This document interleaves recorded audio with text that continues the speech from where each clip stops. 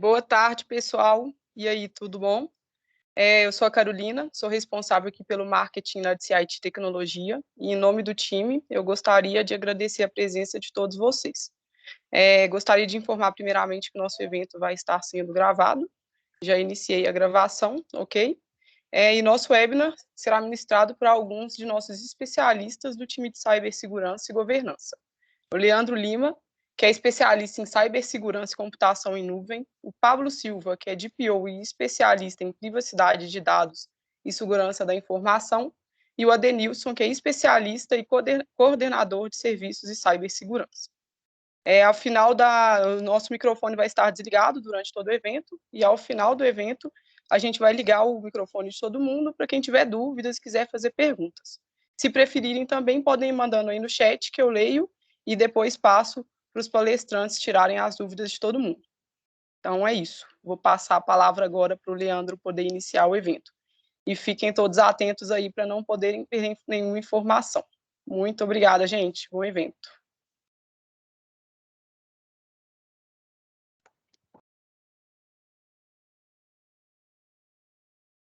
Fala pessoal, boa tarde, tudo bem?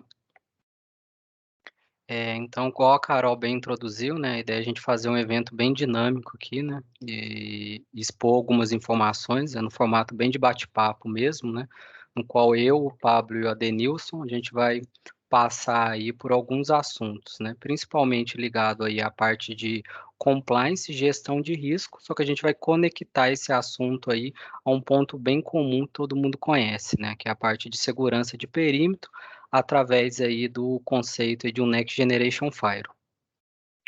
Eu vou compartilhar minha tela só para fazer uma breve introdução aqui da DCIT, né? Pode ser que algum de vocês aí não conheçam aí nosso portfólio. Então, a DCIT, né, é uma empresa com mais de 10 anos de experiência, né? Então, a gente atua aí basicamente dois pilares aí estratégicos, que é a parte de cibersegurança, né, e computação em nuvem. Dentro do pilar aí de cibersegurança, a gente agrega também uma visão ligada à parte de compliance, né, a famosa governança da segurança da informação. Então, a gente pode colocar aqui em destaque aqui algumas certificações, né?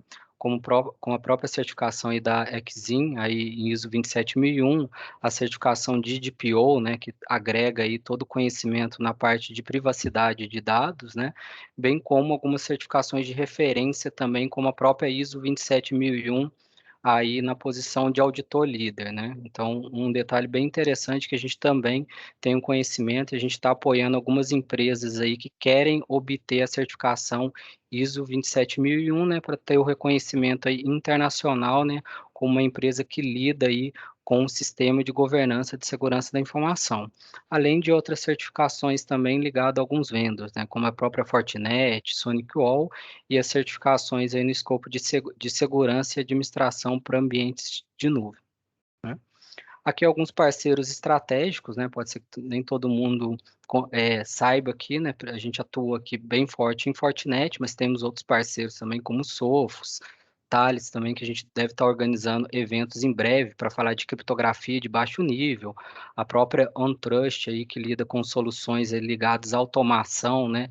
Dentro do contexto de LGPD, como Data Mapping, Data Discover, e ferramentas também bem interessantes, né? De validação de segurança, como a própria PICOS, né, que é um conceito de BAS, né, Breach and Attack Simulation, que a gente consegue rodar simulações do ponto de vista ofensivo, validando aí as camadas de segurança do ambiente dos clientes, né, desde de camadas de borda, como o próprio Next Generation Firewall, a parte de segurança de e-mail e segurança de endpoint.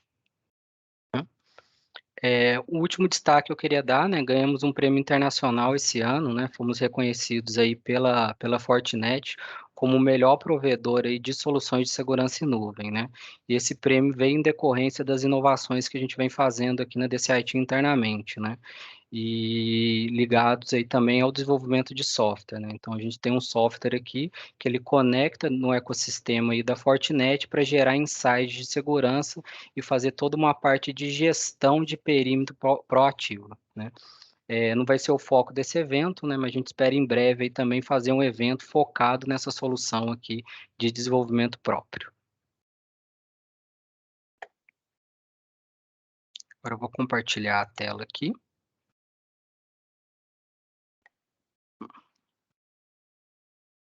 Então, né, o foco dessa apresentação, como eu disse no início, né, a gente fazer uma discussão mesmo, né, que na DCIT, né, até essa ideia do evento DCIT Talks, ele surgiu exatamente disso, né, então a gente tem um perfil aqui bem colaborativo, né, e o time aqui, basicamente, ele discute aí diariamente aí propostas de melhoria nas soluções que a gente trabalha, propostas aí até no entendimento aí de como está a dinâmica do mercado de cibersegurança.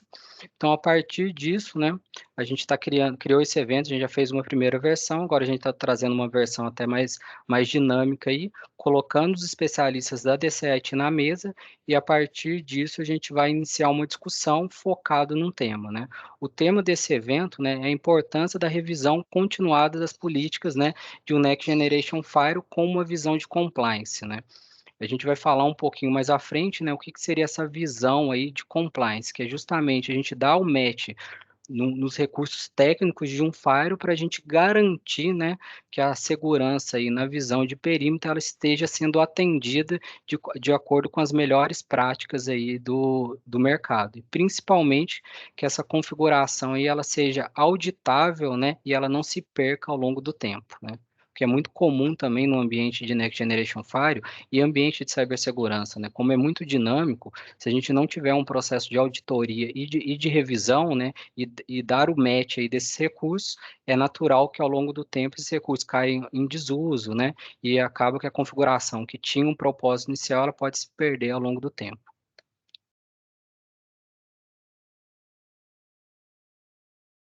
Aí eu vou abrir o espaço aqui, né? A Carol apresentou brevemente, então eu sou o Head de Tecnologia aqui da DCIT, né?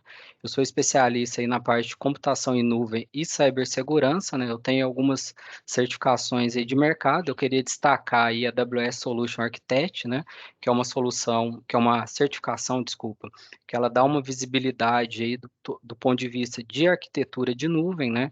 Então é uma certificação também bem legal, porque a gente acaba unindo o know-how aí do ambiente de computação em nuvem, como também de cibersegurança. A outra certificação também que eu queria dar destaque, né, é a CCNP aí, e o CCIE, que são certificações aí que agregam na parte no know-how, no skill de network, e a certificação também que eu tirei recente de Picos, né, que é aquela solução de BES e validação aí das camadas de segurança. Pablo? Boa tarde, pessoal. Espero que estejam todos bem. Meu nome é Pablo, sou DPO formado pela Exim, atuo aqui na DCIT Tecnologia como consultor de segurança da informação e privacidade de dados. Tenho atuado principalmente em projetos de LGPD junto a alguns clientes e também apoiado algumas empresas a tirar a certificação de ISO 27001. Meu escopo de conhecimento vai desde a área de segurança da informação, também conhecimento com Firewall, SonicWall, Fortinet. Também tenho experiência com Azure e outras ferramentas, como o Leandro comentou no início, OnTrust, que é uma central de privacidade, onde a gente tem vários módulos ali para centralizar como é feita a privacidade dentro da organização. Perfeito, Pablo. Denilson? Boa tarde a todos, espero que todos estejam bem, família também.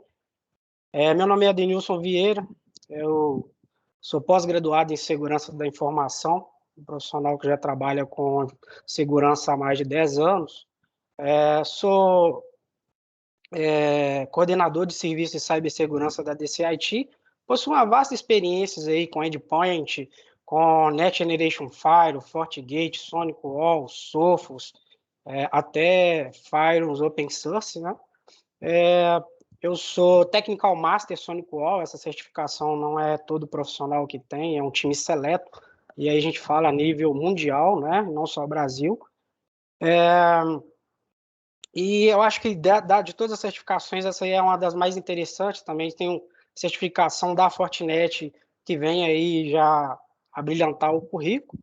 E a ideia é que hoje a gente passar um pouco da nossa experiência para vocês, colocar alguns pontos de história para vocês ficarem inteirados, né? E até chegar na questão que a gente quer abordar com vocês. Perfeito. Passando aqui pelo próximo slide, né? Então a ideia aqui é a gente ser bem sucinto, né? Primeira discussão é a gente entender o que que é um Firewall, né? E um Next Generation Firewall. Então a Denilson vai puxar essa explicação aqui e a gente vai iniciar uma discussão a partir desse tópico inicial. Bom, beleza. É o seguinte, para a gente poder entender um pouco do assunto, a gente precisa também entender como que ele nasce, né? Então, o Firewall, ele nasce lá, o conceito de Firewall entre 1988 e 1989, entra aí a primeira geração de Firewall. Essa primeira geração, ela traz a ideia, né, o conceito básico de Firewall, que era controlar o fluxo de informações, né, entre redes ali. Então, essa primeira geração é que realmente marca o início dessa caminhada. E para vocês entenderem, eu vou colocar só alguns pontos, né, do que durante a evolução, o que cada geração trouxe de melhoria. Então, na terceira geração de Firewall entra o proxy, e aí, a partir dos anos 2000 ali, eles ganham mais corpo, né?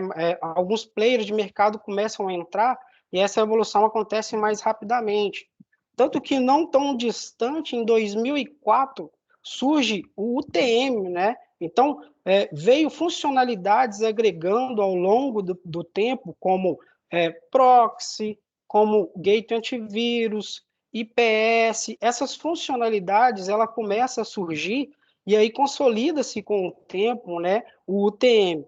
Uma coisa legal é que durante esse período, né, ali, já que a gente está falando sobre Firewall, o AF, ele nasce ali, a primeira versão dele, entre 2005 e 2006 ali, nasce a primeira versão do AF, né? E ali, difundindo ali entre 2008, ali, até com uma ajuda da Palo Alto, ela traz o primeiro conceito de Next Generation Firewall, né? Mas qual que é basicamente a diferença? Quando o UTM entrou, o UTM trouxe muita funcionalidade, né, que veio, na verdade não é que ele trouxe, ele veio melhorando as funcionalidades que entraram no meio do caminho. E aí o UTM se deparou com um grande problema, né? Com tantas funcionalidades, ele começou a ter problema de desempenho. Então, para resolver isso, ele precisava dar mais um salto, né? É quando o Next Generation Firewall entra e traz junto com ele o filtro de aplicação e por aí vai. Perfeito. Aí, puxando um ponto aí, Denis, que eu acho interessante, né? Até para a gente colocar alguns marcos, né? Acho que o proxy aí todo mundo lembra, né? Eu lembro quando eu comecei a trabalhar com TI, era bem interessante, porque a gente tinha aquele trabalho danado de ir máquina a máquina, né? Ou mesmo rodar um script aí para a gente alterar o proxy no navegador. Todo mundo deve lembrar disso, né? Justamente porque para você conseguir, né, direcionar a saída da internet, você tem de ir e setar literalmente lá no famoso Internet Explorer, né? Eu lembro quando eu comecei, não existia nem Chrome, nem Firefox direito, era o Internet Explorer que dominava aí o mercado, e eu tinha de ir lá no Internet Explorer colocar na mão lá o famoso IP e porta, né? E aí eu lembro quando surgiu o Fire aí, né, que a gente não precisava mais setar, né, o Fire ele estava transparente no ambiente, foi uma grande virada de chave, né. Aí eu lembro que o primeiro projeto que eu fiz, né, até como cliente, eu falei assim, não preciso colocar mais nada no navegador, não, simplesmente você aponta o gateway aí, ou para o switch core, ou mesmo direto para o Fire, que ele já vai fazer a tratativa de entrada e saída do tráfego de forma transparente, né. Então, a gente tem esse grande marco. E como a Denilson bem disse, né, o TM ele também vem para centralizar todas essas funções, né? Porque antigamente você teria de tratar, né, por exemplo, o famoso IPS, né? O IPS ele surgiu como uma appliance separada. Então, se precisar fazer intrusion prevention, né, você teria de ter uma appliance separada do Fire. E quando você coloca tudo isso dentro de uma caixa, né, a gente tem uma virada de chave aí, até em termos aí de facilidade, né, de implementação, bem como otimização de recursos. Não precisaria ter várias caixas, né? Uma única caixa, um único hardware agrega todas as funções aí consolidadas. É legal o seguinte, né? Nesse meio período, entra algumas situações importantes, né? Então, por exemplo, até para especificar, sei que você falou, teve até fabricante que teve muita dificuldade com isso, porque para cada funcionalidade de segurança que ia aparecendo, você vendia nós, vendia caixas que iam agregando ali.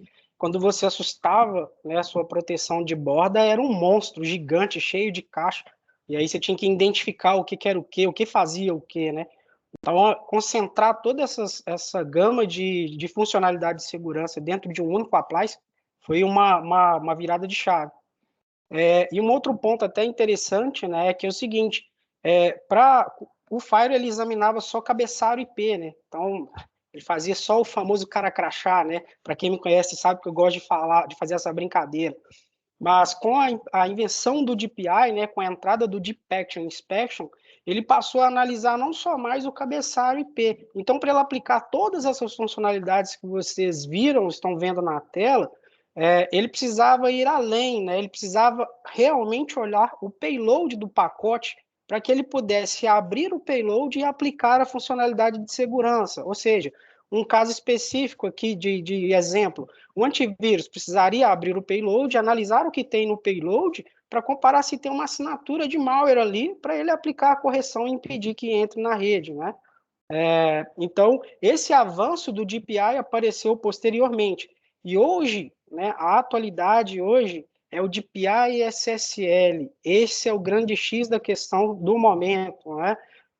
Se você conseguir inspecionar o tráfego criptografado, é impossível você aplicar todas as funcionalidades de segurança dentro desse pacote, né? Então, o que acontece? Se você não consegue abrir aquele pacote criptografado para poder pegar a funcionalidade de segurança do Fire e analisar o payload, você não consegue aplicá-los, né? Então, o DPI SSL trouxe um outro problema para os fabricantes, né? Tiveram que se readequar novamente. Por quê? A partir desse momento, não mais a máquina abriria o pacote diretamente no servidor. Então, um exemplo clássico, a máquina não abriria a conexão diretamente para o Google. A máquina abriria a conexão no Firewall e o Firewall abriria essa conexão no servidor do Google. Aí, fazendo uma técnica mais ou menos conhecida como Man in the Middle, ele conseguiria abrir todo o pacote desse fluxo e analisá-lo. Perfeito. Aí puxando um gancho, né, no que a Denilson falou, então a gente pode dividir aí, né, o Next Generation Firewall basicamente em três camadas ou três pacotinhos aí de funcionalidade, né? Então o primeiro é o básico, né, que é o Firewall, igual a Denilson falou, cara crachá, né? Um controle de aplicativos, então o Firewall ele começa a ter uma visibilidade qual aplicativo está na rede e o IPS, né? O Intrusion Prevention, que mais à frente eu vou trazer alguns exemplos bem legais também do uso dessa funcionalidade. E aí a gente parte, né, para uma prevenção de ameaças, né, que é o antivírus de borda, um ponto que eu gosto bem de citar. Ele não substitui o antivírus aí da máquina, mas ele agrega valor, né? Então imagina o seguinte, tudo que entra e sai da minha rede, né, a partir do momento que eu estou transferindo um exe, um ponto doc, né? O Fire ele pode ter visibilidade disso. Ele tendo visibilidade, ele consegue gerar o hash, né? Então ele consegue saber a assinatura daquele arquivo que está sendo transferido. Então, a partir do momento que ele tem um database, né, baseado em assinatura, e se aquela assinatura daquele arquivo foi identificado aí como uma ameaça no database, ele tem condição de agir como antivírus, né? Então, isso é bem interessante também, porque agrega aí uma camada de proteção de antivírus na borda. Mesma questão de um URL filter, né, que é o famoso web filter. Opa, se eu for acessar um site aqui, será que esse site ele está no database como malicioso? Se ele tiver, a gente pode categorizar esse site dentro aí de uma categoria, seja sites aí de hacking, sites suspeitos por distribuir phishing, spam, e a gente impedir esse acesso também. Então a gente está fazendo uma ação de prevenção. E o pacotinho avançado, né, que é o famoso SSL Spectrum, que a gente vai adentrar um pouquinho mais a fundo até com laboratório prático, né, e o Sandbox. O que essas duas funcionalidades? Eles lidam com ameaças avançadas, né?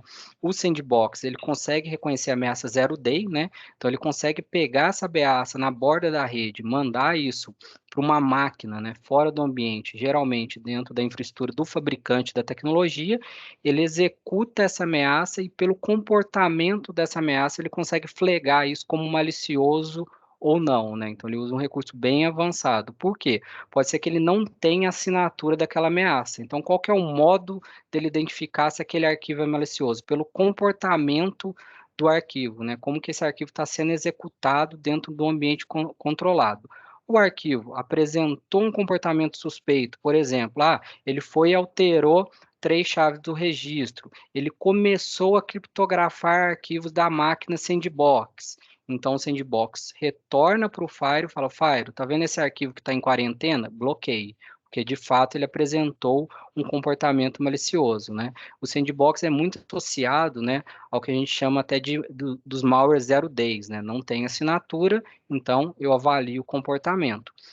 E o SSL Spectrum, né, ele está dentro da tratativa avançada, porque o malwares atuais, né, eles são muito espertos, então eles fazem uso aí de criptografia para ofuscar a entrada e a saída da rede, né?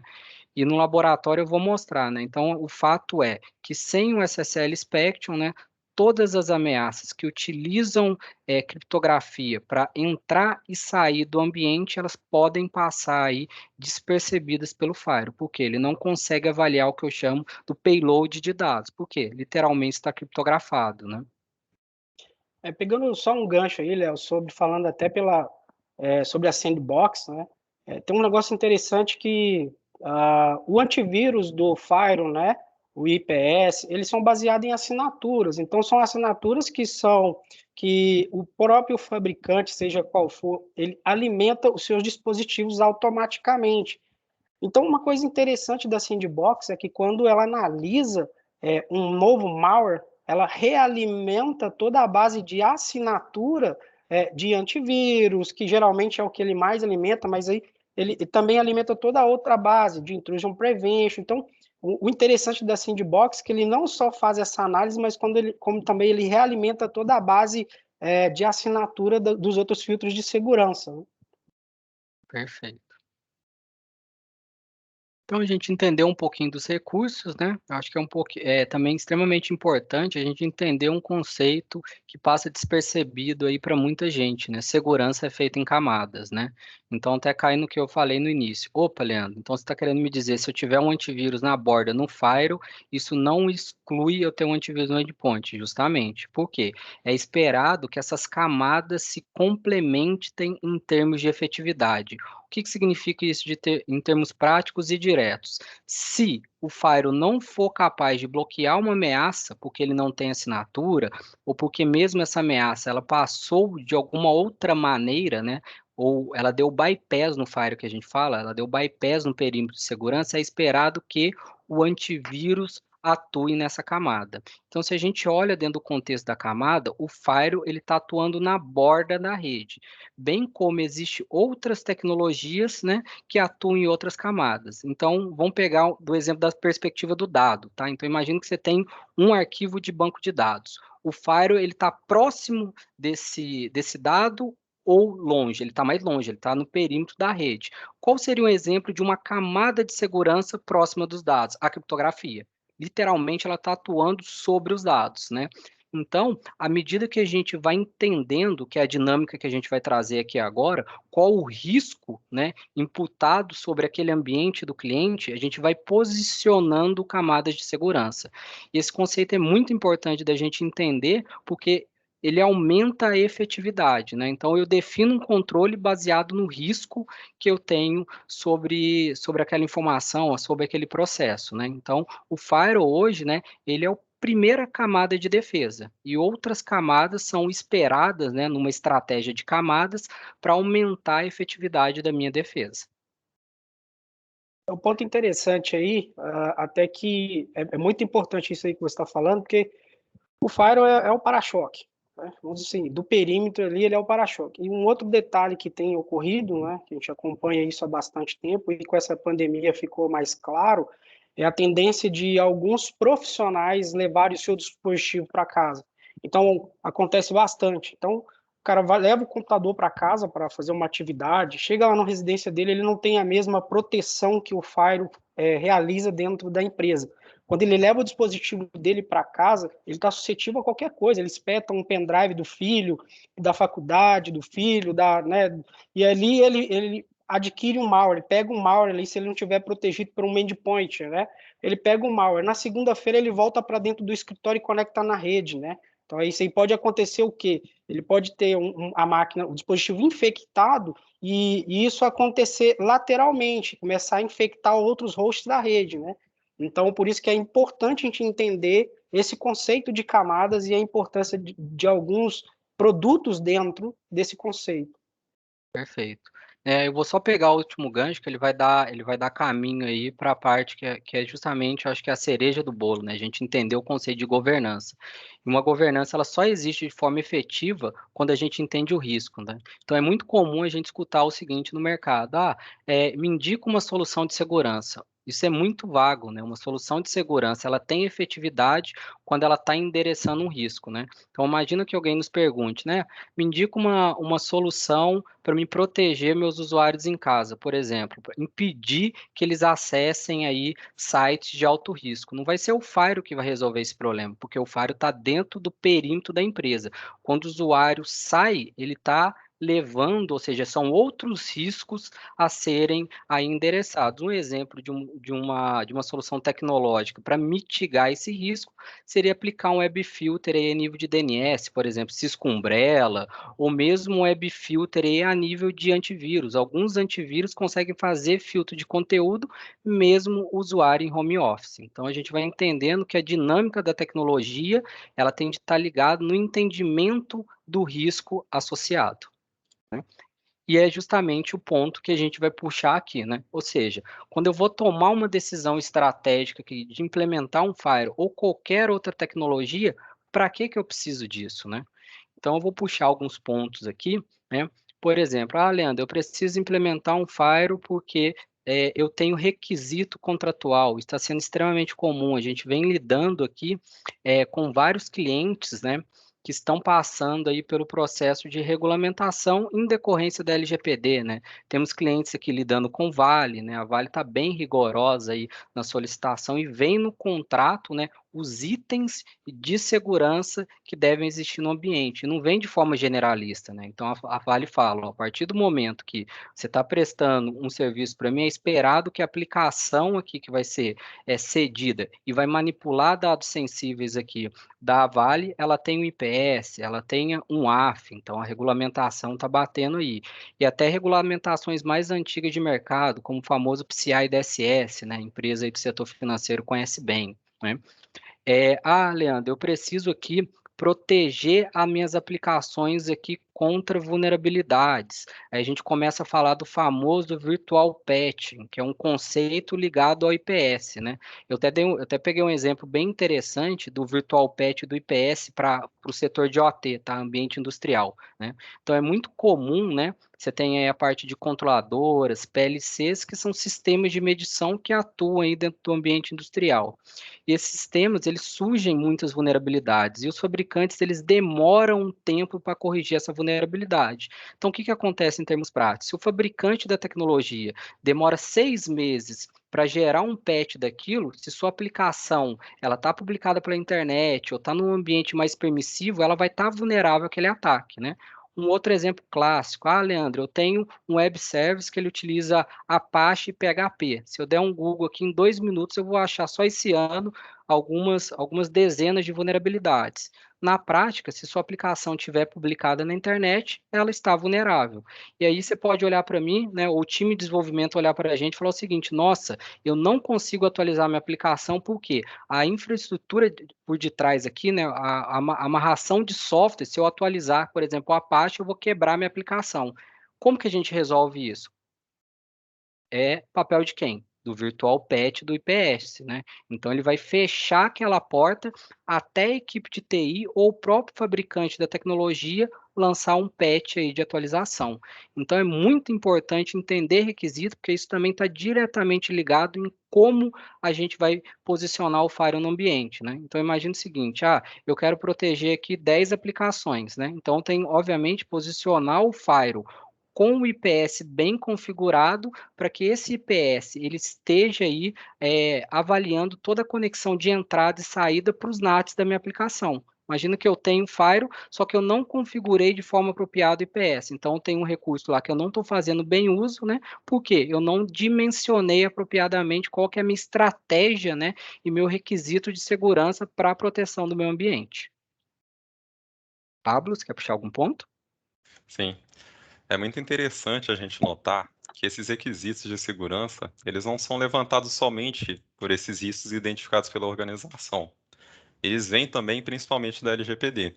Quando a gente estabelece ali na LGPD aplicação dela na organização, ela tem que implementar diversas medidas técnicas e físicas. São essas medidas, justamente, que a gente acabou de falar ali no último slide. Quando a organização tem de estabelecer essas medidas, ela tem que documentar, ela tem que comprovar que essa medida que ela está tomando ali, ela endereça esse risco que ela identificou e como esse risco é mitigado. Será que essa medida que a gente implementou ali, ela é eficaz? Será que ela realmente está impedindo o malware de entrar dentro da minha rede, de criptografar meus arquivos? Aí a gente entra até em outros pontos, e a gente vai falar em breve. É a questão de monitoramento e auditoria. Perfeito. E aí, puxando o último ponto, né? Então, é super importante a gente entender literalmente isso aqui é o porquê, né? Então, a gente pode ter dois caminhos para responder esses porquês. Primeiro, uma questão de segurança da organização, né? E é extremamente importante a gente entender que é até o assunto do próximo slide, né? Que a gente não pode implementar um firewall, né? Achando que o firewall que a gente implementa na empresa A é igual da empresa B. Por quê? A arquitetura de TI interna é diferente. Pode ser que o cliente A ele tenha uma aplicação publicada que tem Apache, o cliente B não é Apache, é uma aplicação XPTO. Então a gente tem de entender exatamente o que está por detrás do ambiente do cliente para a gente tomar a decisão de como posicionar esse firewall e principalmente quais recursos de segurança a gente quer ativar. Puxando o último gancho aqui, Leandro, antes de você passar para o próximo slide, é interessante a gente falar sobre o que é o compliance. O que é o compliance? A empresa tem que estar adequada a algum requisito, ou então alguma norma, por exemplo, ali o compliance contratual. A empresa garante que esse requisito de segurança ele está implementado, ou seja, ela identificou o risco que ela possui ali no ambiente dela, ela endereçou um controle para mitigar esse risco, e ela vai estar fazendo esse monitoramento e auditoria que a gente citou, para garantir que esse requisito esteja sendo cumprido, que ele está em compliance, ou seja, a empresa identificou, controlou e está aí evidenciando isso. Não é uma evidência boca a boca, ela consegue mostrar e documentar tudo isso. Só Perfeito. pegar um gancho aí em cima do que você falou, isso é muito importante porque uma crítica construtiva a algumas empresas que a gente vê no mercado fazendo consultoria de LGPD, achando que a ideia é somente construir uma defesa jurídica para a empresa, né? Isso aí que você falou é tão importante que ilustra isso. A questão não é essa, a questão é entender qual recurso de segurança se encaixa em cada cliente e o cliente entender que cada recurso de segurança, se ele pode ou não, e aí sim construir uma base em KPIs, e aí sim conseguir construir uma base jurídica para poder defender em qualquer aspecto que, porventura, a empresa seja acionada. Então, isso que você falou é sensacional, Paulo. Perfeito. Perfeito. Isso casa justamente com o que a gente tem ali dentro da LGPD, nas nossas consultorias. A gente tem que identificar quais são esses riscos que o cliente possui e a gente tem que começar a estabelecer essas defesas. Não adianta entrar ali, igual a maioria das empresas tem feito. Faz uma adequação jurídica, não mexe na parte técnica, não sabe nem para que serve um firewall, mas o cliente falou, eu tenho um firewall. Mas será que eles verificaram como que esse firewall estava configurado? Será que esse firewall era realmente eficaz? Fica a questão. Perfeito, né? E acho que eu resumo isso num ponto que a gente fala, né? Se não está documentado, não existe, né? Então, assim, para você chegar numa decisão até do que habilitar no FAIR, você tem que ter uma justificativa, né? E a justificativa é isso. Ah, vamos ativar aqui o Web Filter, né? Pegar como exemplo. O que que eu ativo um Web Filter? Ah, que eu quero controlar o acesso à internet. Então, você tem uma justificativa de negócio, né? Pode ser até um controle, até em termos de produtividade. Eu vou controlar o Facebook e Instagram. Justificativa ligada à produtividade. Mas tem uma justificativa de web filter, do filtro de conteúdo para segurança. Mitigar um risco de acessos que podem trazer aí malwares, vírus para dentro da minha rede. Então, isso é justamente a gente entender o objetivo, estabelecer os requisitos, implementar e documentar, né?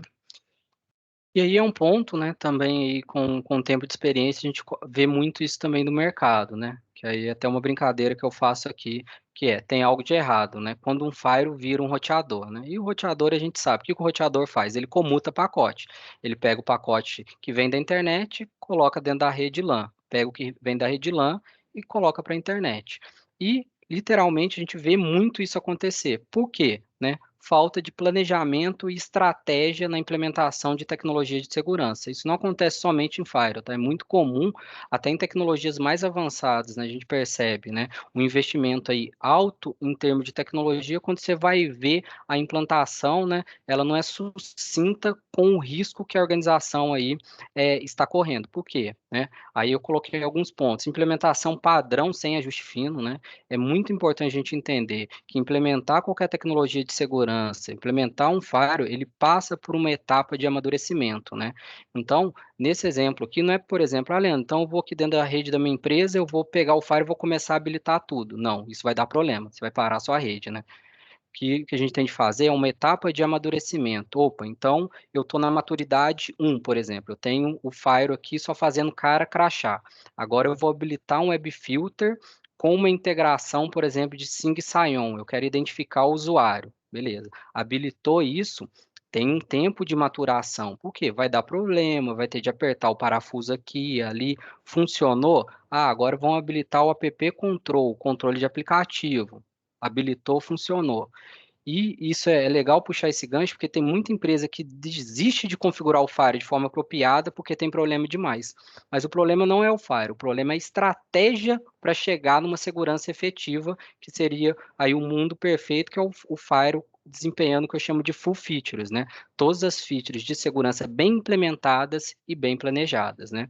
Então, implementação padrão é um dos pontos que o Firewall ele perde a capacidade, porque não foi habilitado, ou colocou o Firewall lá como default, né? Ele não está dando fit com a necessidade real do negócio, né? Recursos críticos mal configurados ou não configurados, isso é extremamente comum, né? Habilitar um recurso aí e não levar em consideração os pormenores desse recurso. Então, vou trazer um exemplo aqui, pontual, até ligado ao Firewall da Fortinet, né? Você tem um recurso lá de antivírus, que você habilitou o antivírus, ele está funcionando.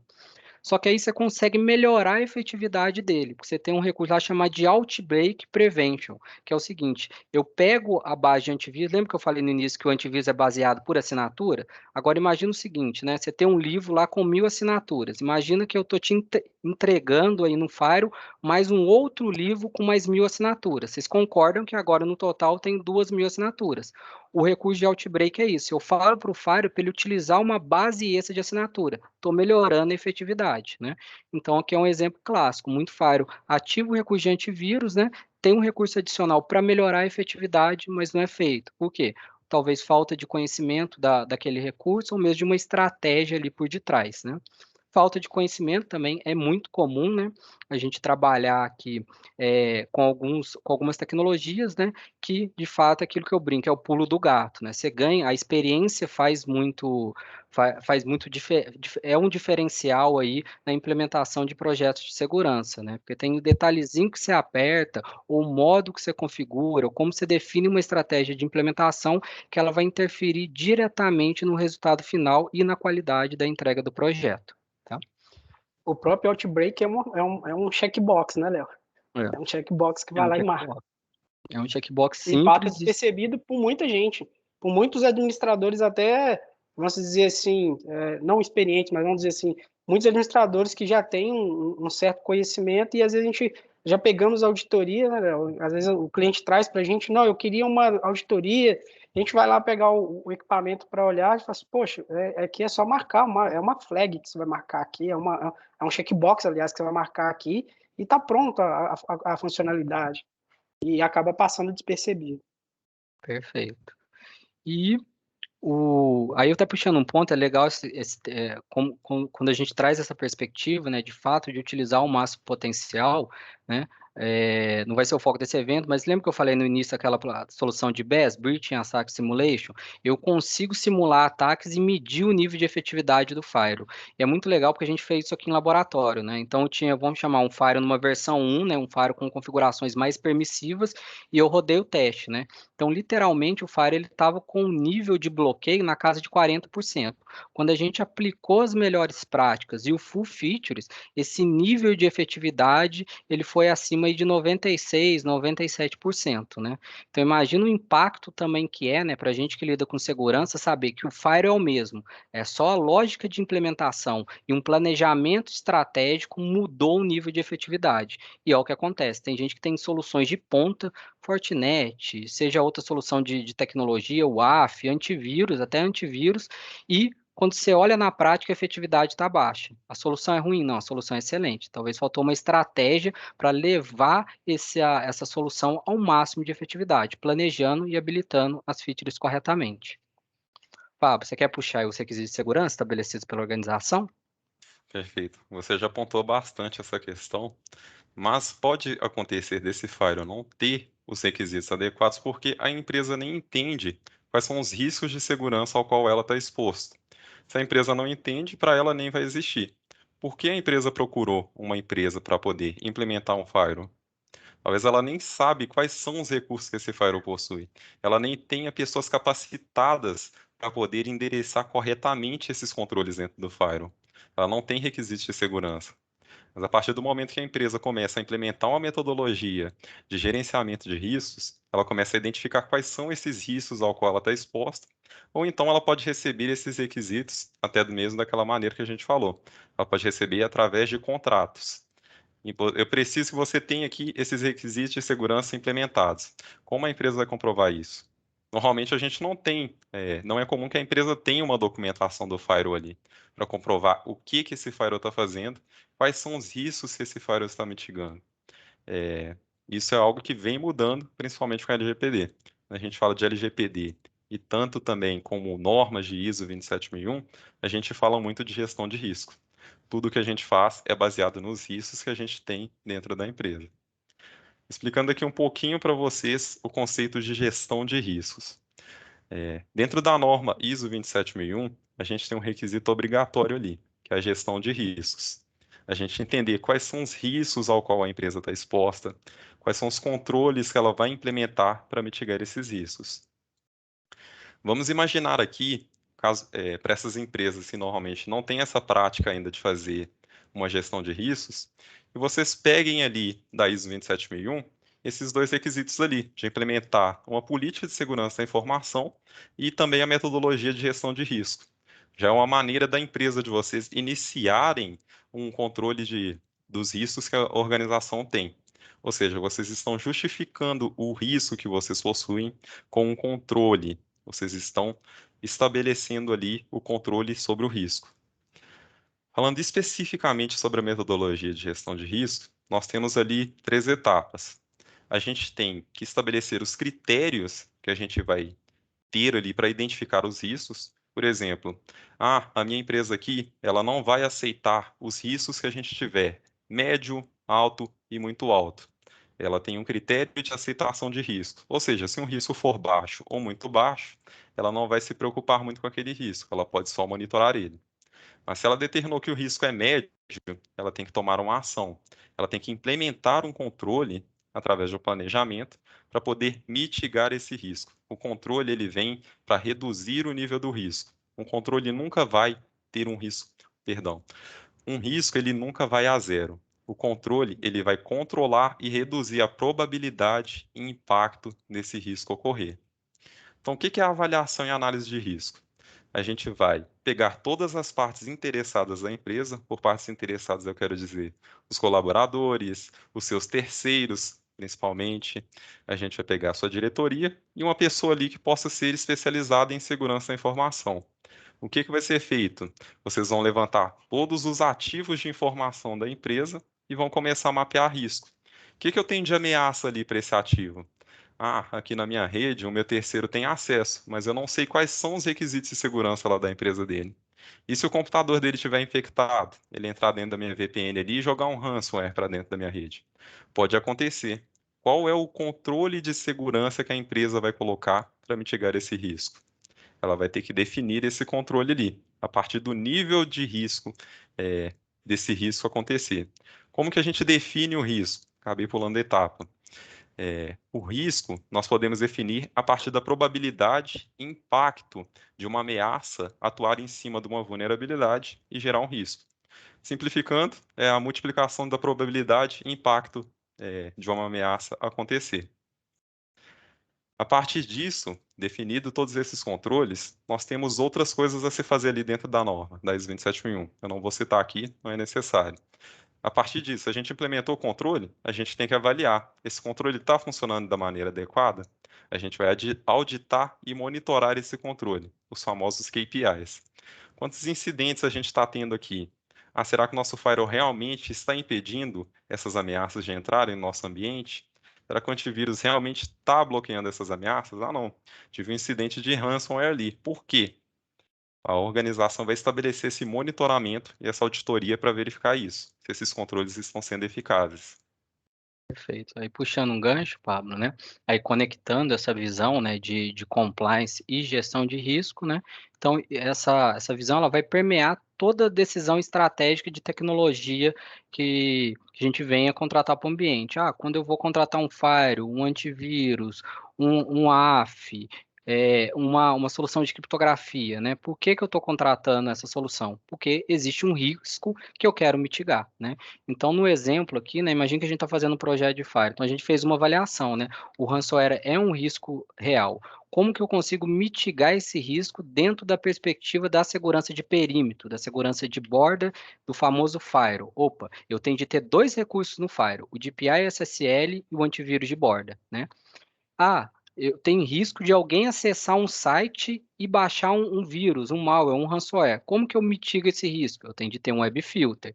Ah, eu tenho uma aplicação publicada, o exemplo que eu usei no início, o Apache lá. Se ela está publicada de cara para a internet, você não tem um intrusion prevent para mitigar aí um exploit, né? A vulnerabilidade vai ser explorada. E como você mitiga isso? Você tem que ter um IPS. E o Fire ele tem que estar, obviamente, filtrando essa conexão. Então, eu avaliei meus riscos de acordo com o que eu tenho no meu ambiente, né? Fiz um planejamento, defini os controles e implementei. Então, é que eu sei que dentro da perspectiva de borda, eu estou dando match risco, controle.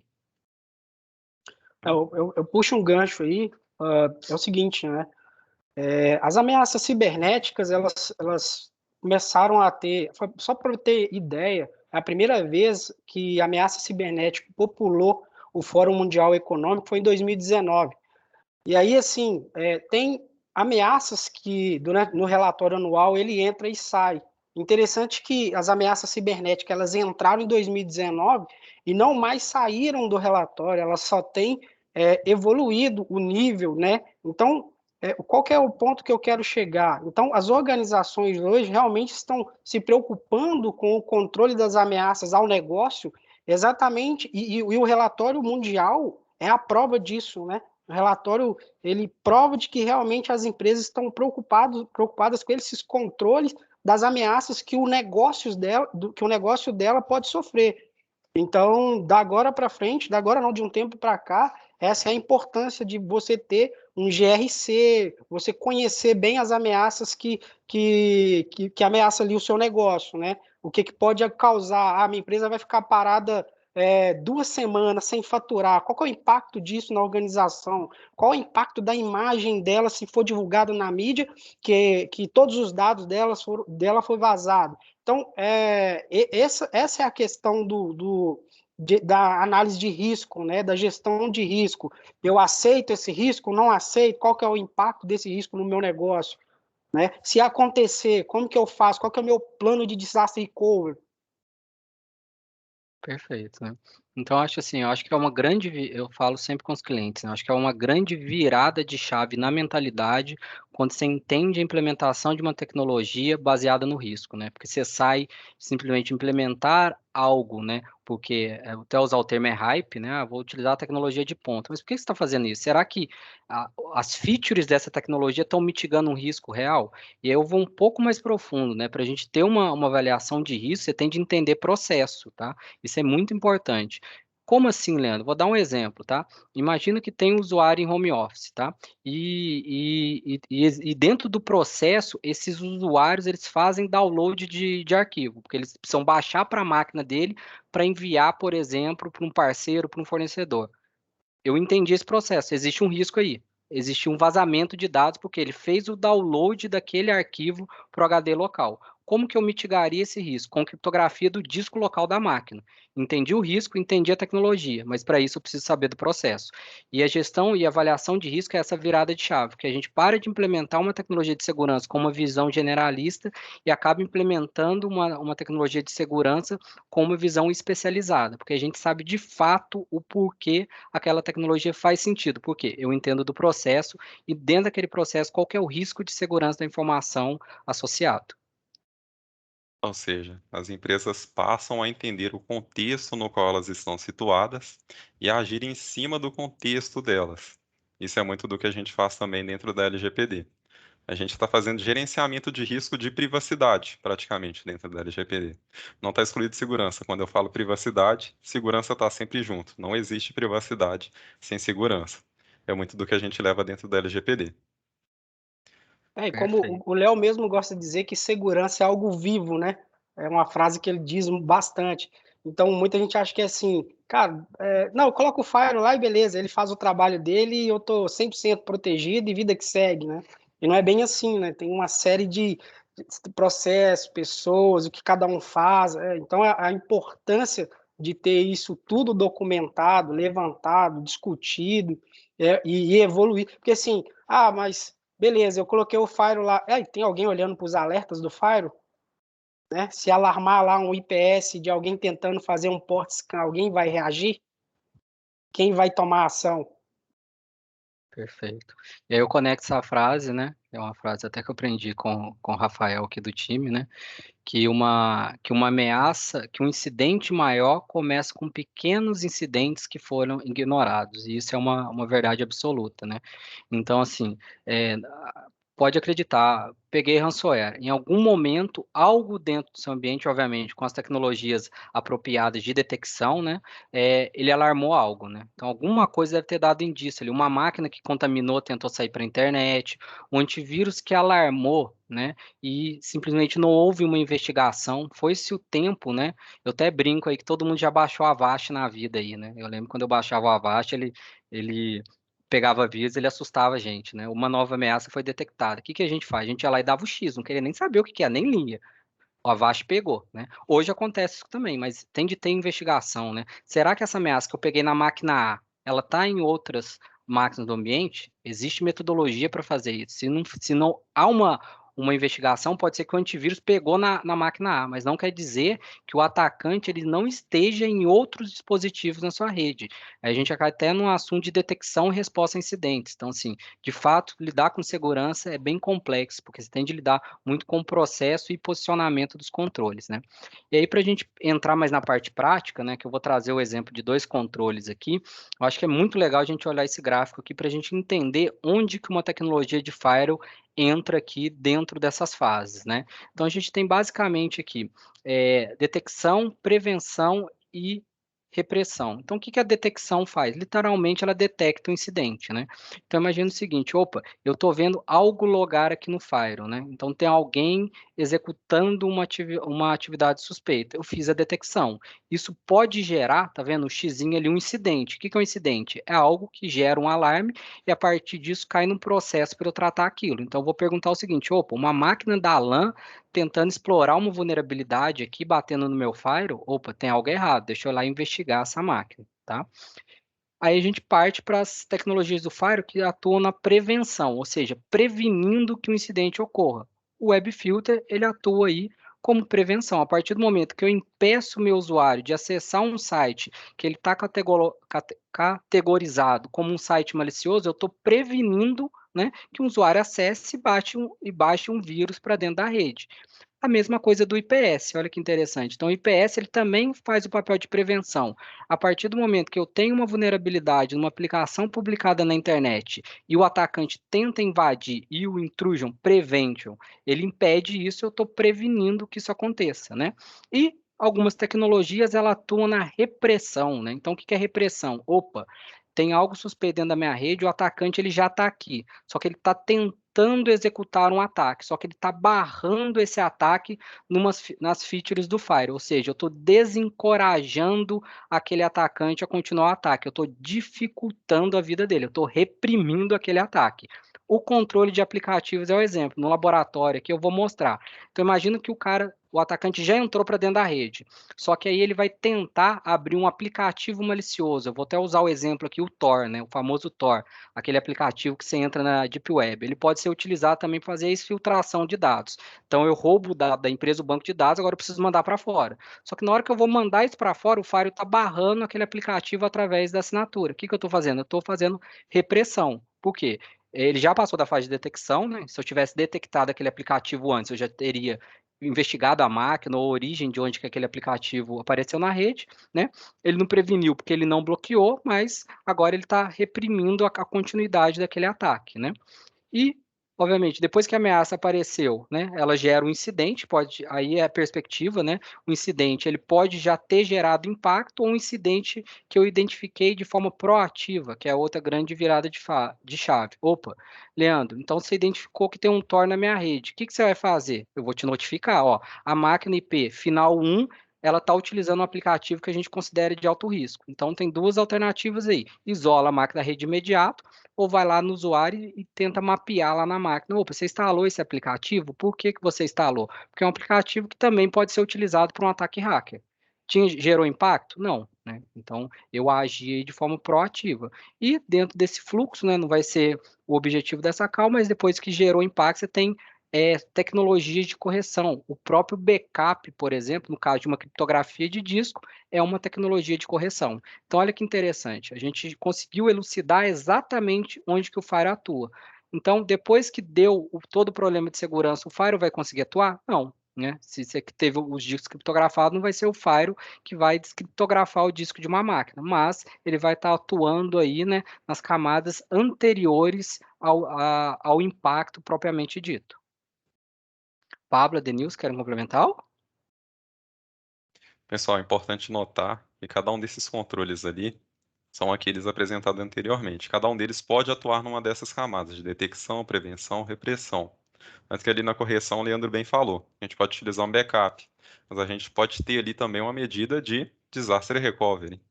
Quais são os incidentes que são possíveis de acontecer na minha rede? A organização tem ciência de que esses riscos podem acontecer? Se eles acontecem e as medidas que eles colocaram para prevenir que esses riscos se ocorressem, qual vai ser o processo a ser realizado para tratar esse incidente? O que vai ter que ser feito? Quem é responsável? Quando isso deve ser feito? Isso tudo vai ser estabelecido ali.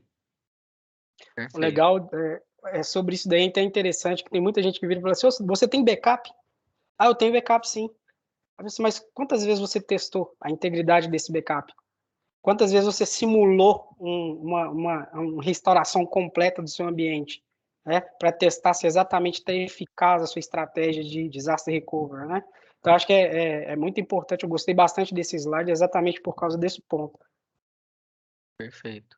E aí o ponto, né, até pegando o gancho, né, então a gente percebe que, inclusive, alguns recursos do Fire, ele atua nas três camadas, né, então o IPS/RDS, que hoje ele vem no mesma feature, vamos assim dizer, ele detecta, ele previne e ele reprime. Se ele detecta, se alguém tentar usar um exploit para explorar a vulnerabilidade do Apache, ele vai gerar o log disso, então eu já sei o IP de origem, por exemplo, do atacante, isso pode gerar um incidente, o que eu tenho que fazer? Eu vou lá e bloqueio o IP do atacante, então eu detectei e agi.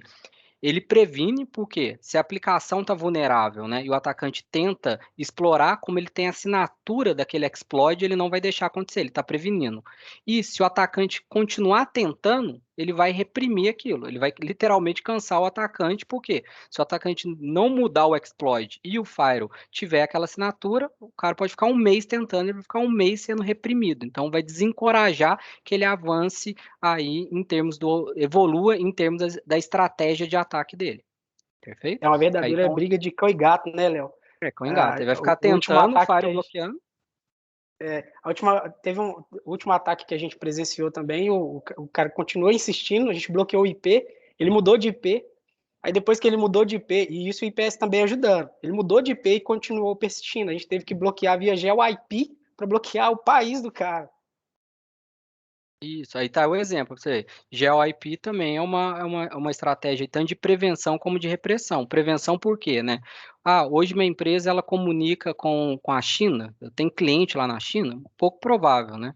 Então, se a gente faz o GeoIP, eu consigo até impedir, né, que, por exemplo, um NAT publicado na internet seja acessível da China. Então, a gente habilitando o GeoIP, eu previno todo tipo de ataque daquela origem de país e bloco de IP, né? Então, é muito importante a gente pontuar aqui para a gente até definir, né? E passando aqui, né, que é o como auditar, né? Então, esse aqui é um ponto também bem interessante. Então, a partir do momento que eu defini toda a estratégia, como que eu sei que meu firewall está bem configurado? Eu tenho de auditar. Então, eu tenho de olhar para o firewall, né? E além dos itens configurados, eu tenho de entender se aqueles itens estão sendo de fato utilizados. Um exemplo, né?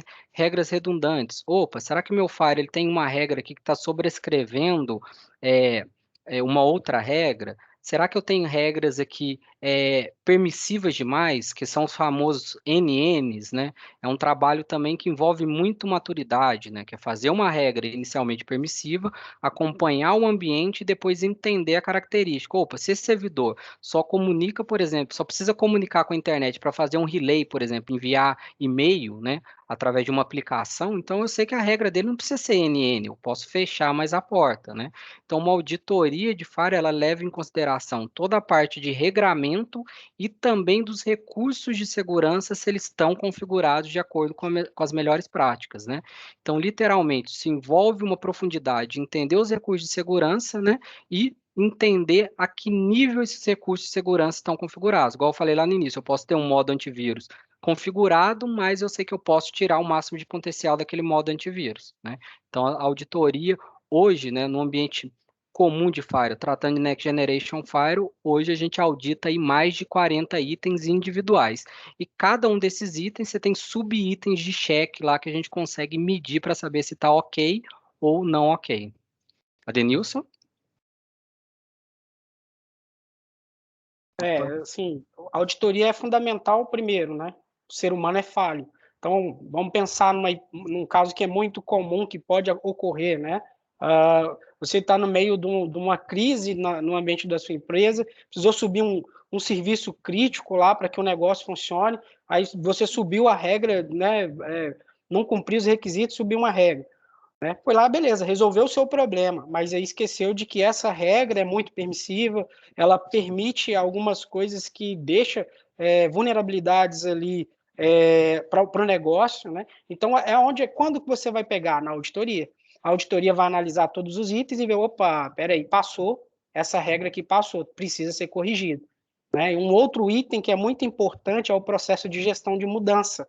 Esse processo ele é muito importante exatamente para evitar esse tipo de acontecimento, né? Esse tipo de problema, de criar regras perigosas. Perfeito, né? Então, assim, a auditoria, em resumo, é exatamente isso. Elucidar os pontos aí, né?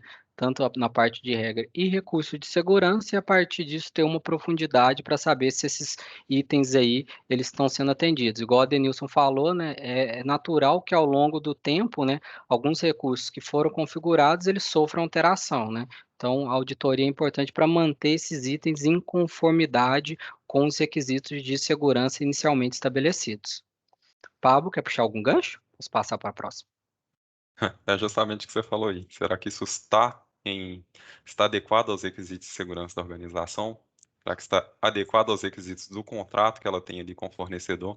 Ou com a norma, por exemplo, PCI de DSS, que bate bem forte na questão de ter a rede segura? Perfeito. E aqui é um insight, né? Como medir. Então, eu trouxe aqui um recorte, né? Um gráfico de radar, né? Uma metodologia que a gente utiliza muito, né? Então, a gente faz a medição dos itens baseado na maturidade do item, né? Então, aqui tem um exemplo, tá vendo? Então, o bootnet ali, ele está próximo de 1. O que que significa? Que de acordo com as melhores práticas, né? Numa escala de 0 a 5, sendo 5 excelente, né? E 0 não configurado ou não implementado, o quão aderente aquele item está na configuração, né, ou na na arquitetura da implementação daquele firewall. Então, a partir disso, a gente vai entrando em cada um desses pontos e a gente consegue aferir, né? Vamos pegar o exemplo do antivírus. Opa, está bem configurado, mas faltou a cereja do bolo. A gente sabe que a gente pode extrair mais habilitando o Outbreak Prevention do antivírus. Feito isso, ele vai para uma escala de 5. Não tem mais nada além que a gente consegue fazer. Ele já está 100% aderente. O DPI SSL, ele está habilitado, né? Só que ele está habilitado em algumas regras, né? Ou ele está habilitado, por exemplo, só no ambiente de servidor ou não habilitado no ambiente de usuário, né? Então é esperado que esse DPI ele esteja habilitado aí em todo ambiente corporativo. Então a gente consegue medir e trazer isso aí em insights do ponto de vista de melhoria e otimização aí desses recursos. E aqui, né, para elucidar, aqui está um exemplo, né, de um relatório de auditoria nosso, tá vendo? Então a gente faz todo um relatório bem executivo, isso é muito legal, porque a gente tira aí todo o peso técnico, né, e a gente consegue transcrever isso numa visão baseada em maturidade.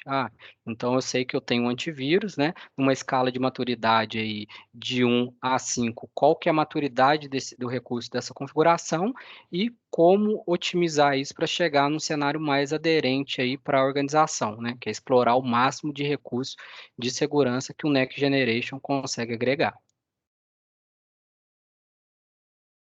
E a parte extremamente importante, né? Que é como documentar. Pablo, você quer puxar? Sim. Quando a gente fala, por exemplo, de normas como a ISO 27001 ou a NIST, ela não estabelece um padrão de como você deve documentar isso. Se isso vai ser um TXT, se isso vai ser um CSV, um PDF, isso pouco importa. Importa se essa documentação que você estabeleceu é de fácil acesso, ela cobre os requisitos da norma, ou então do que está sendo auditado. Como isso está disponibilizado para as pessoas? As pessoas foram treinadas no procedimento, você tem que comprovar isso de alguma maneira. Pode ser aí, por exemplo, quando a gente for falar de treinamentos. Você pode comprovar que a empresa deu treinamento através de uma lista de presença e de certificado. Você não precisa fazer toda uma documentação ali, cheia de frufru, que não vai ser necessário para comprovar isso. Você tem ali recurso suficiente para comprovar, só documentar, é tranquilo. Perfeito, né? Então a gente trouxe aqui também um exemplo, né? Então, geralmente, uma documentação dessa, né? Você tem de ter aí a estrutura de rede, é extremamente importante, né? Você documentar e como que essa estrutura e como que o firewall está posicionado dentro do ambiente, né? É super comum, a gente já viu isso acontecer também. Eu estou com um requisito aqui de segurança, mas o firewall não está atendendo, né? Ele está até configurado, porque ele não está posicionado para proteger aquele ambiente, né? Um exemplo super comum e clássico, né? Até principalmente aí com a migração de workloads, né? De aplicações para a nuvem, né? Tem um firewall local, né? Ele fecha a VPN com a nuvem. Ele está protegendo seu ambiente de nuvem? Não. Para você proteger seu ambiente de nuvem, você tem que ter um firewall na nuvem, né? Então, olha para você ver a diferença. Tem que ter dois firewalls aí posicionados protegendo o que está atrás do firewall. Se a nuvem não está atrás do firewall, ela não vai proteger. O que você pode até proteger é o seguinte, né? A VPN, na hora que passa para a VPN e vai para a nuvem, né? Obviamente, se sua rede estiver contaminada e seu firewall e a VPN estiver com IPS, antivírus, ali você está mitigando que uma contaminação de dentro da sua rede passe pelo túnel VPN e chega na nuvem. Mas a máquina lá dentro da nuvem, ela vai sair para a internet, de cara para a internet. Então, pode pegar vírus, pode pegar ransomware, pode pegar tudo, né? Então, por isso que é importante uma documentação dessa, trazer a visão de arquitetura, referenciar o que você configurou, por que que você configurou e qual o risco você queria sanar. Porque se você tiver uma relação com o cliente, ele te questionar, ou você precisar mostrar isso para as áreas de negócio, você tem um documento ali na mão para provar aí como que essa arquitetura está sendo mantida, né? E principalmente como que você está documentando e revisando isso ao longo do tempo. Aí, pessoal, só para dar um gancho aqui, explicar um pouquinho melhor sobre isso. Diferença entre documentar e manter registro. Quando a organização estabelece, por exemplo, os requisitos de segurança que o firewall vai cobrir, ela está documentando. Ela estabeleceu ali, pode ser uma política. Isso ela vai documentar e vai treinar os colaboradores. Agora, quando a gente for fazer um relatório de auditoria, isso vai ser um registro. Ou seja, a gente vai preencher ali talvez uma planilha, vai atribuir notas e colocar comentários. Isso vai se tornar um registro. Isso vai ser mantido para comprovar que a empresa passou pela auditoria. Ela vai estar comprovando ali que a auditoria foi feita. Perfeito, Fábio. E aí, pessoal, agora eu vou para o exemplo prático, né?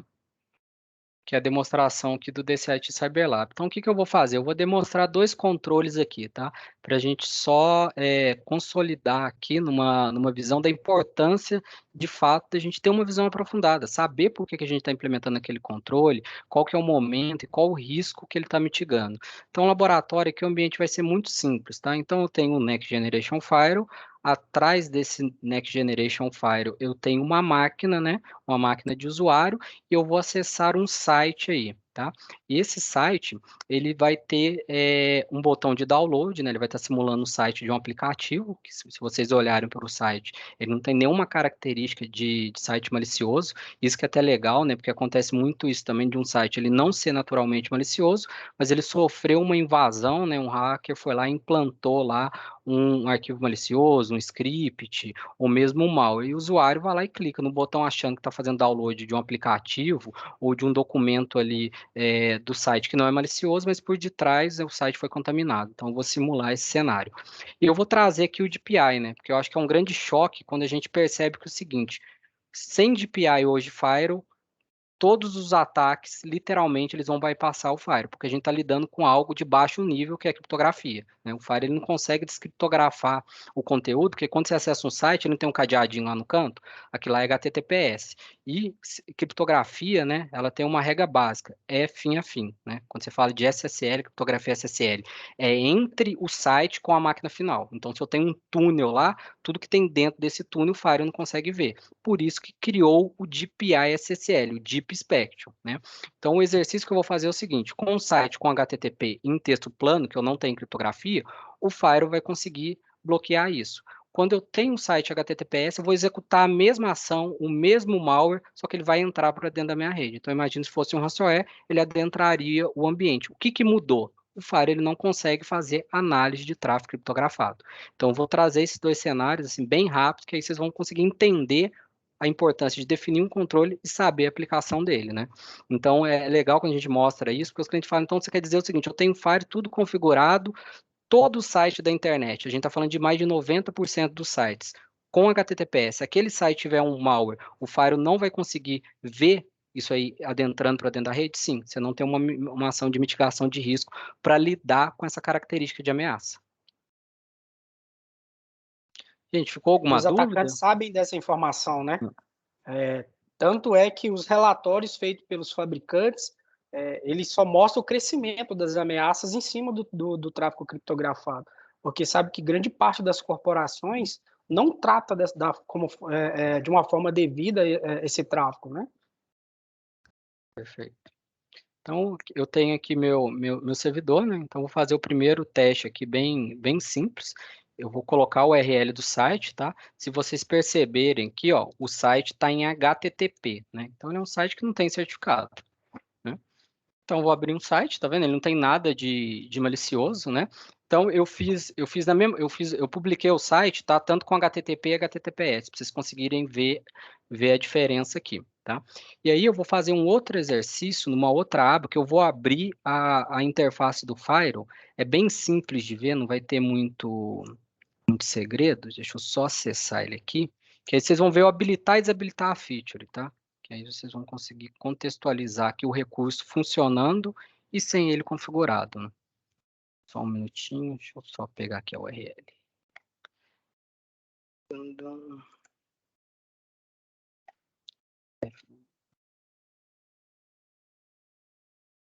Beleza, eu estou logando aqui no Fire, tá?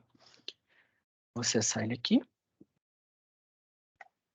Então, a máquina, né, que eu mostrei aqui, ó, que está acessando o site, ela está atrás do Fire, tá? Então, se eu vim aqui na regra do Firewall, óbvio que tem uma série de outras configurações, mas eu vou simplificar literalmente como uma flag aqui só para elucidar. Tá vendo? Então, eu estou aqui nessa rede, tá vendo? A rede 10.102, tá? Então, para quem conhece de rede aqui, se eu vim aqui na máquina aqui, ó, e dar um CMD, CMD,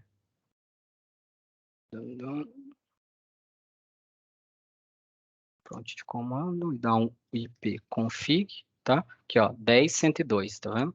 Então, se é 10.102, eu tenho uma regra que está lidando com esse tráfego aí e também lidando com os parâmetros aí de segurança, tá? Então, vamos voltar para cá, lá, 10.102. O que eu estou falando aqui, tá? Eu tenho uma regra aqui, ó.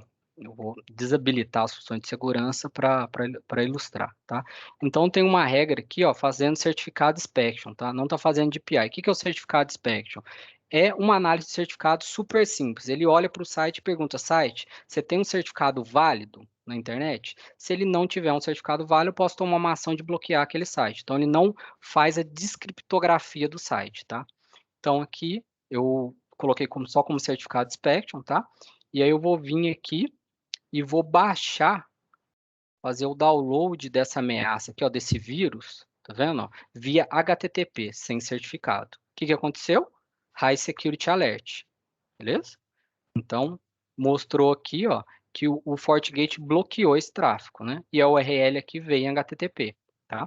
O Firewall, ele não está lidando com tráfego criptografado, que eu teria de fazer a Deep Inspection, tá?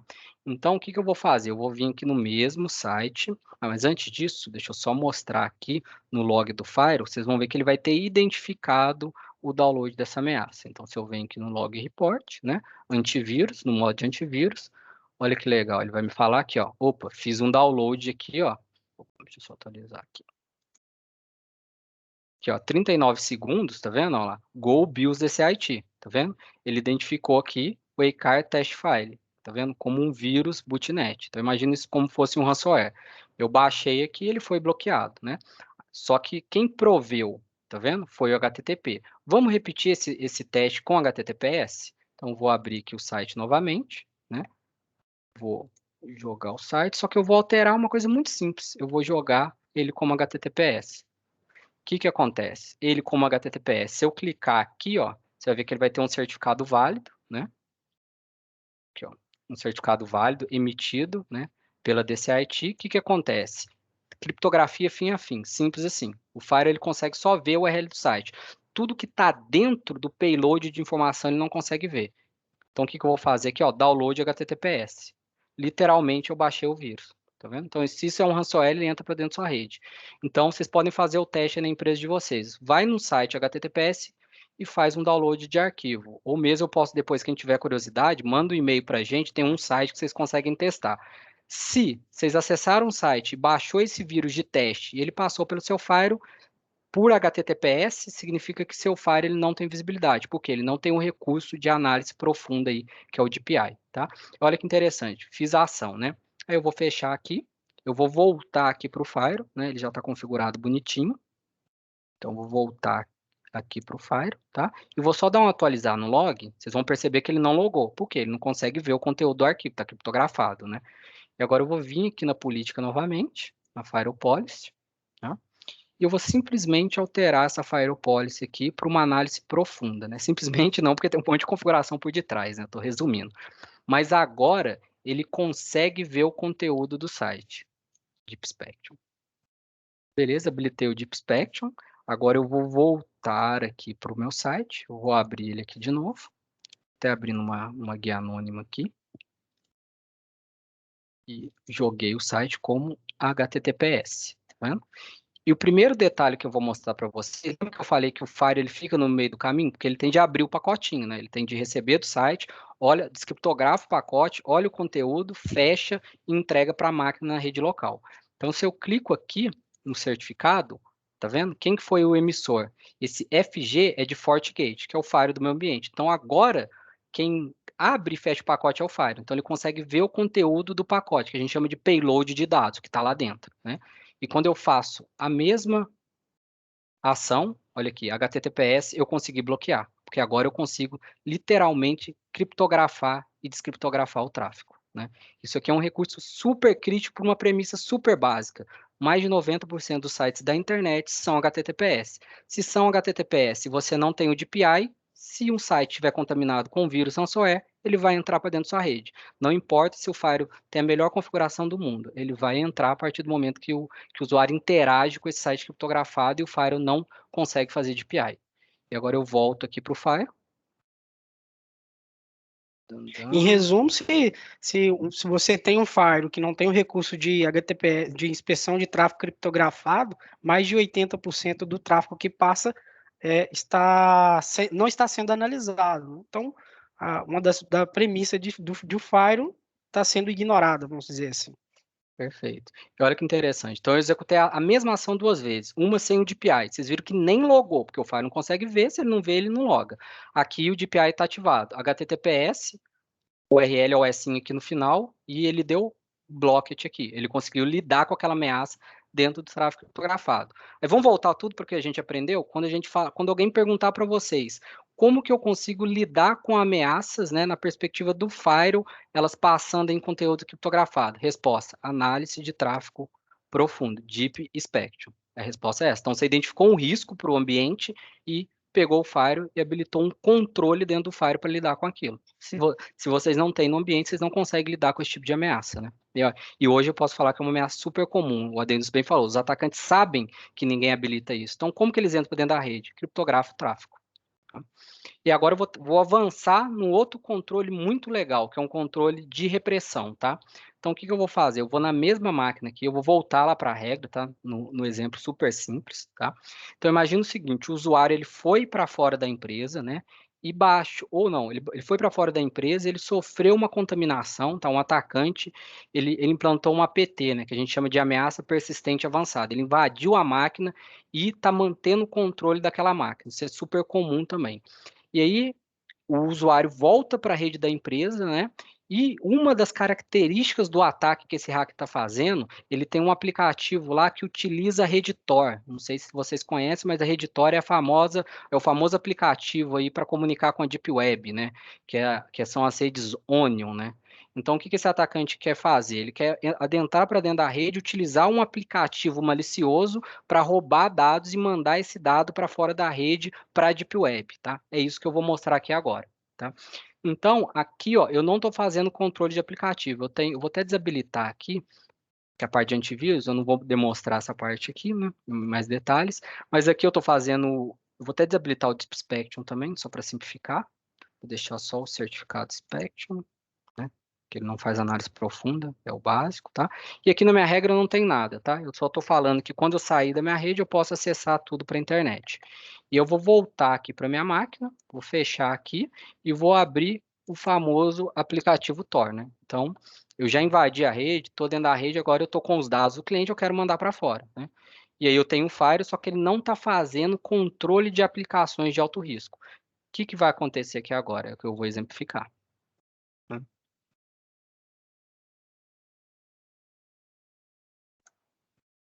Então, a rede Tor, né? Não sei se vocês sabem, ela funciona baseada em conexão, né? Por isso que os atacantes eles adoram, porque eles se conectam numa infraestrutura de navegação aí, eles conseguem manter o anonimato e mandar isso para a Deep Web.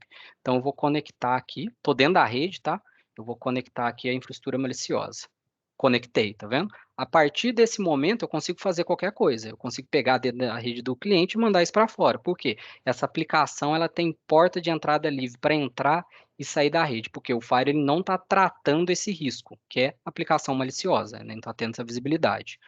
Aí o que eu vou fazer aqui de forma simples, né? Então eu vou acessar aqui uma URL qualquer, né, da rede Odyssey. Quem nunca viu isso, ou nunca brincou, vocês vão ver que as URLs são bem malucas, né? Justamente são URLs aí para manter o anonimato. Eu vou acessar um marketplace aqui do mal, né? Que vende serviço. É até interessante, eu estava fazendo esse laboratório aqui, eu até brinquei com a Denilson, é o ponto que os caras estão. Aqui é um serviço de web hacking, tá? Aqui é um serviço que custa $199, né? Se você quiser pagar para ele hackear um WhatsApp de algum conhecido, ou até uma inimizade, né? E tem outros serviços bem interessantes aqui também. Olha que interessante esse aqui, só por curiosidade, mesmo que eu fiquei impressionado. Sabe quem que é isso aqui? É um Digital COVID Certificate. Você não tomou vacina do Covid, só que você quer viajar, né? E eles vendem um certificado de vacinação internacional. Ah, você quer entrar na Rússia? Você paga $79 e aqui você consegue emitir um certificado de vacinação, né, válido na Rússia, né? Você está fazendo fraude, né? Mas eles vendem isso aqui, né? E esse site aqui poderia ser minha infraestrutura maliciosa, que eu invadi uma rede X e agora eu quero pegar, fazer o dump do banco e mandar para a Deep Web. Entra e sai da rede utilizando uma aplicação. O Firewall está vendo isso? Nem está sabendo. Vamos dar uma olhada lá no log de novo? Léo, esse conceito de malware as a service aí tem para tudo, né? Até ransomware agora é vendido. Você vai lá e compra um ransomware customizado, né, para poder, com o seu endereço, né, para poder o Bitcoin ser depositado para você. Você vai lá, paga, o cara gera e vida que segue. Perfeito. Eu tinha ido no modo antivírus, agora eu vou no app control, né? Então eu vou colocar aqui só na memória, vou dar um refresh aqui. Ele vai carregar aqui. Então, olha que interessante. Só Microsoft Edge, tá vendo? O último log foi 10 minutos atrás. Ah, Leandro, mas por que o Firewall consegue ver Tor? Porque você tem de configurar e falar para o Firewall o seguinte, Firewall, né? Aí que chama a parte de política, Firewall. Se aparecer um aplicativo Tor dentro da minha rede, me notifique e bloqueie. Aí que entra a parte de prevenção e detecção, né? Então é muito comum acontecer em cliente, né? A gente entra em contato com o cliente direto, ó, aqui já está bloqueando, tomamos uma ação de bloqueio, só que eu estou vendo um aplicativo malicioso. Você conhece esse aplicativo, né? E principalmente se for Tor, Mimikatz, esses aplicativos aí que a gente chama de hacking tools, né? Os hackers amam esses aplicativos. Então, se está aparecendo dentro da rede, tem alguma coisa muito estranha. Ou você já foi invadido, ou algum usuário, sei lá, levou o notebook para casa, deu algum mole, baixou um programa freeware e lá por detrás tinha um monte de ferramenta hacker lá embutida lá na instalação do programa. Não identificou. Então, na simplificação da regra, eu vou vir aqui, eu já deixei tudo configurado bonitinho. Agora eu vou fazer o seguinte, eu vou habilitar aqui na regra aqui, ó, e vou falar o seguinte, eu criei um filtro aqui, ó, Block High Risk Application, tá vendo?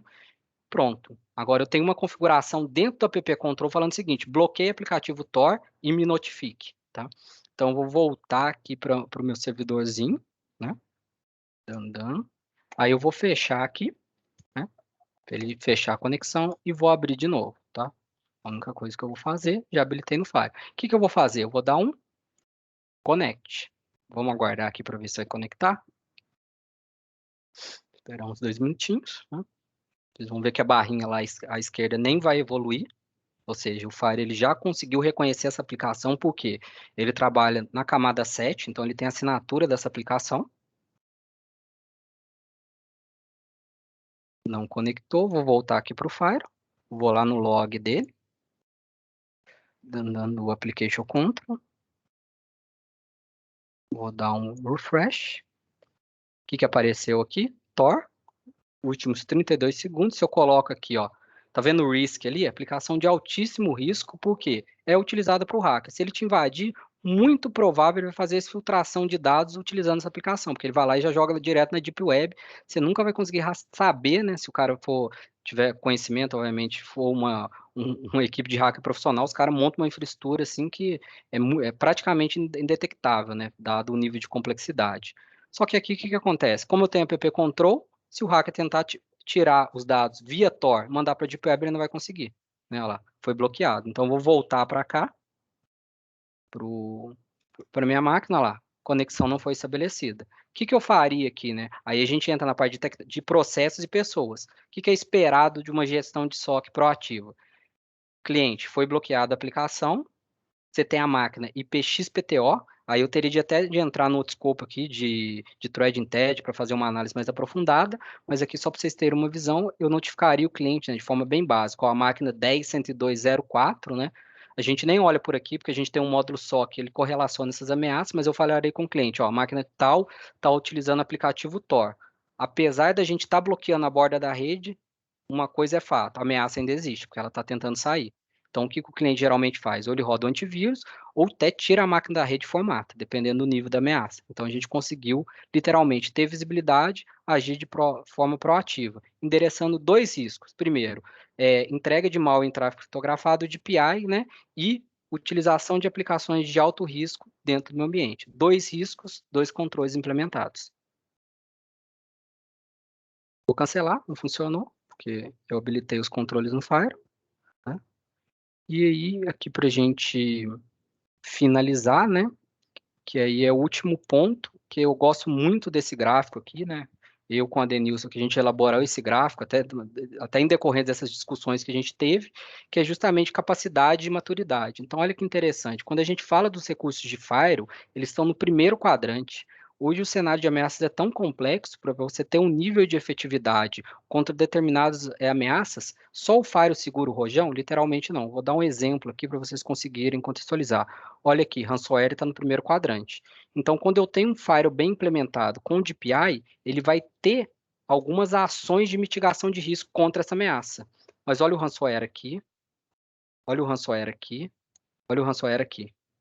Dependendo, se o atacante ele tiver conhecimento, ele vai bypassar seu firewall, porque ele pode utilizar técnicas extremamente avançadas de delivery, entrega de malware, né, exploração de vulnerabilidades. Você conseguir identificar determinados ataques de ransomware, dependendo do nível do atacante, você vai ter de ter outra tecnologia além do firewall. Você vai ter de trabalhar, por exemplo, com detecção e resposta à ameaça, porque o cara vai invadir, e aí ele não vai colocar o ransomware. Primeiro ele vai invadir, vai ficar escutando dentro da rede. Ele acha uma outra vulnerabilidade, ele vai tentar mover lateralmente. Você acha que o Firewall vai ver isso? Quando ele já estiver dentro da sua rede? Não. Você vai ter detecção e resposta a incidentes. Você vai ter análise a nível de endpoint. Você vai ter TCM, tá vendo? Então, por isso que é importante, a partir do momento que eu vou configurando e vou tendo mais maturidade, eu vou subindo minha curva, implementando outras tecnologias, né? Que aqui está o exemplo, MFA, análise de vulnerabilidade, mas para antes disso é uma defesa que eu faço. Olha para esse quadrante aqui, ó, e faz o básico bem feito. Implemente um firewall com qualidade. Coloca a análise de tráfego criptografado, coloca IPS, faz controle de aplicação. E aí sim, né? Não quer dizer que é excludente, né? Mas aí sim você vai ter o básico muito bem feito para conseguir evoluir para os outros quadrantes, né? E aí eu até coloco em vermelhinho, tá vendo? Que são os milestones, né? Uma empresa que implementa o Firewall bem feito, tem análise de tráfego criptografado, ela deu um passo super importante, né? E eu até te falo por experiência, assim, de mercado, né? Vamos falar de 10 empresas, eu posso falar de 4 a 5 empresas no máximo que tem isso bem configurado ou configurado, né? E aí eu passo para o próximo quadrante, né? Uma empresa que já faz teste de penetração, ela já está chegando no nível de maturidade legal. E assim a gente vai subindo, né? E a provocação que eu faço no bom sentido é olhar para isso e refletir mesmo, né? Onde que minha empresa está nesse quadrante? Será que o meu firewall já está bem implementado? Ou não? Eu já estou no segundo quadrante porque eu já estou fazendo análise de vulnerabilidade. E cada pontinho aqui, olha que legal. Aqui embaixo é quando você implementa a tecnologia aqui, né? As branquinhas, você está lidando com um novo tipo de ameaça ou até melhorando a sua efetividade de defesa contra o ransomware, né? Então é aquilo, não jogue a responsabilidade somente pelo firewall, porque apesar dele estar 100% configurado, pode ser que a ameaça de ransomware adentre seu ambiente por outras portas. E aí que é a camada e outras tecnologias de defesa. Eu faço o convite aí para a galera poder dar uma olhada aí e se perguntar, né, em qual quadrante aí a organização dele está, e depois manda para a gente aí no e-mail, né? Nós vamos deixar as nossas redes sociais, o nosso e-mail aí à disposição. E nós queríamos entender, queríamos saber de vocês onde é que a organização de vocês se encontram. E aí, só pegando um gancho, né? Quando você passa do primeiro perímetro, né, imagina-se que passou-se do primeiro perímetro, porque o ataque hacker ele tem algumas etapas, ele não é desorganizado, como todo mundo acha que é só chegar lá e invadir. Não, o cara tem algumas etapas, né? E depois que ele ganhou acesso, ele vai ter que garantir que aquele acesso persista, para que ele possa acessar no momento oportuno e realizar o seu ataque. Então, essa persistência aí, ela pode ser pega com outras, adicionando outras tecnologias, né? Por isso que o Leandro chamou bem a atenção sobre essas etapas aí de tecnologias e serviços. Perfeito. Então, em resumo, eu acho que para a gente finalizar e abrir o espaço para dúvida, até acabamos estendendo um pouquinho mais, né? É de fato a gente entender a segurança como camada, né? E antes até de pensar de tecnologias mais avançadas, é reflexão. Será que o que eu tenho de básico, tá? Então, quando eu falo de Firewall, né? Pegar até a canetinha aqui de novo, né? Olha aqui para você ver que interessante. Firewall antivírus aqui é básico, ó. Né? E quando você configura o Firewall bem feito, você vai fazendo web filter, app control. Aí quando você coloca o tráfego criptografado, você chegou num ponto legal para você mudar de quadrante. E aí você vai implementar outras tecnologias para agregar na estratégia, né? E aí você vai agregando. Então, Leandro, então quando tem um ataque de ransomware, o Firewall ele consegue impedir? Sim, dependendo do nível de complexidade, mesmo que ele tiver o máximo configurado. Ah, mas Leandro, se eu quiser agregar uma camada contra ataque de ransomware, você quer um exemplo super legal que ninguém faz? E na teoria é simples, mas obviamente demanda estratégia. Isso aqui, ó. Hardening de sistema operacional. Vocês sabiam que tem como fechar a porta do sistema operacional para dificultar a vida do ransomware? Tem, tá lá. É só fazer a configuração. Mas óbvio que tem que ter toda uma estratégia por detrás. Ou seja, mesmo que o ransomware passe pelo firewall com tudo certinho, ele pode ter dificuldade de se propagar lateralmente, porque seu sistema operacional literalmente está com a porta fechada. Então, olha para você que legal. Você vai adicionando aí e você sai de uma visão mais reativa para uma visão mais proativa, à medida que você vai agregando essas camadas dentro da sua estratégia. Gente, para finalizar, abrindo espaço para dúvidas aí. Se alguém quiser tirar dúvida, só levantar a mãozinha, né? Acho que a ideia é que a gente abriu espaço mesmo agora para discussão, para feedback. Acho que a galera tá tímida.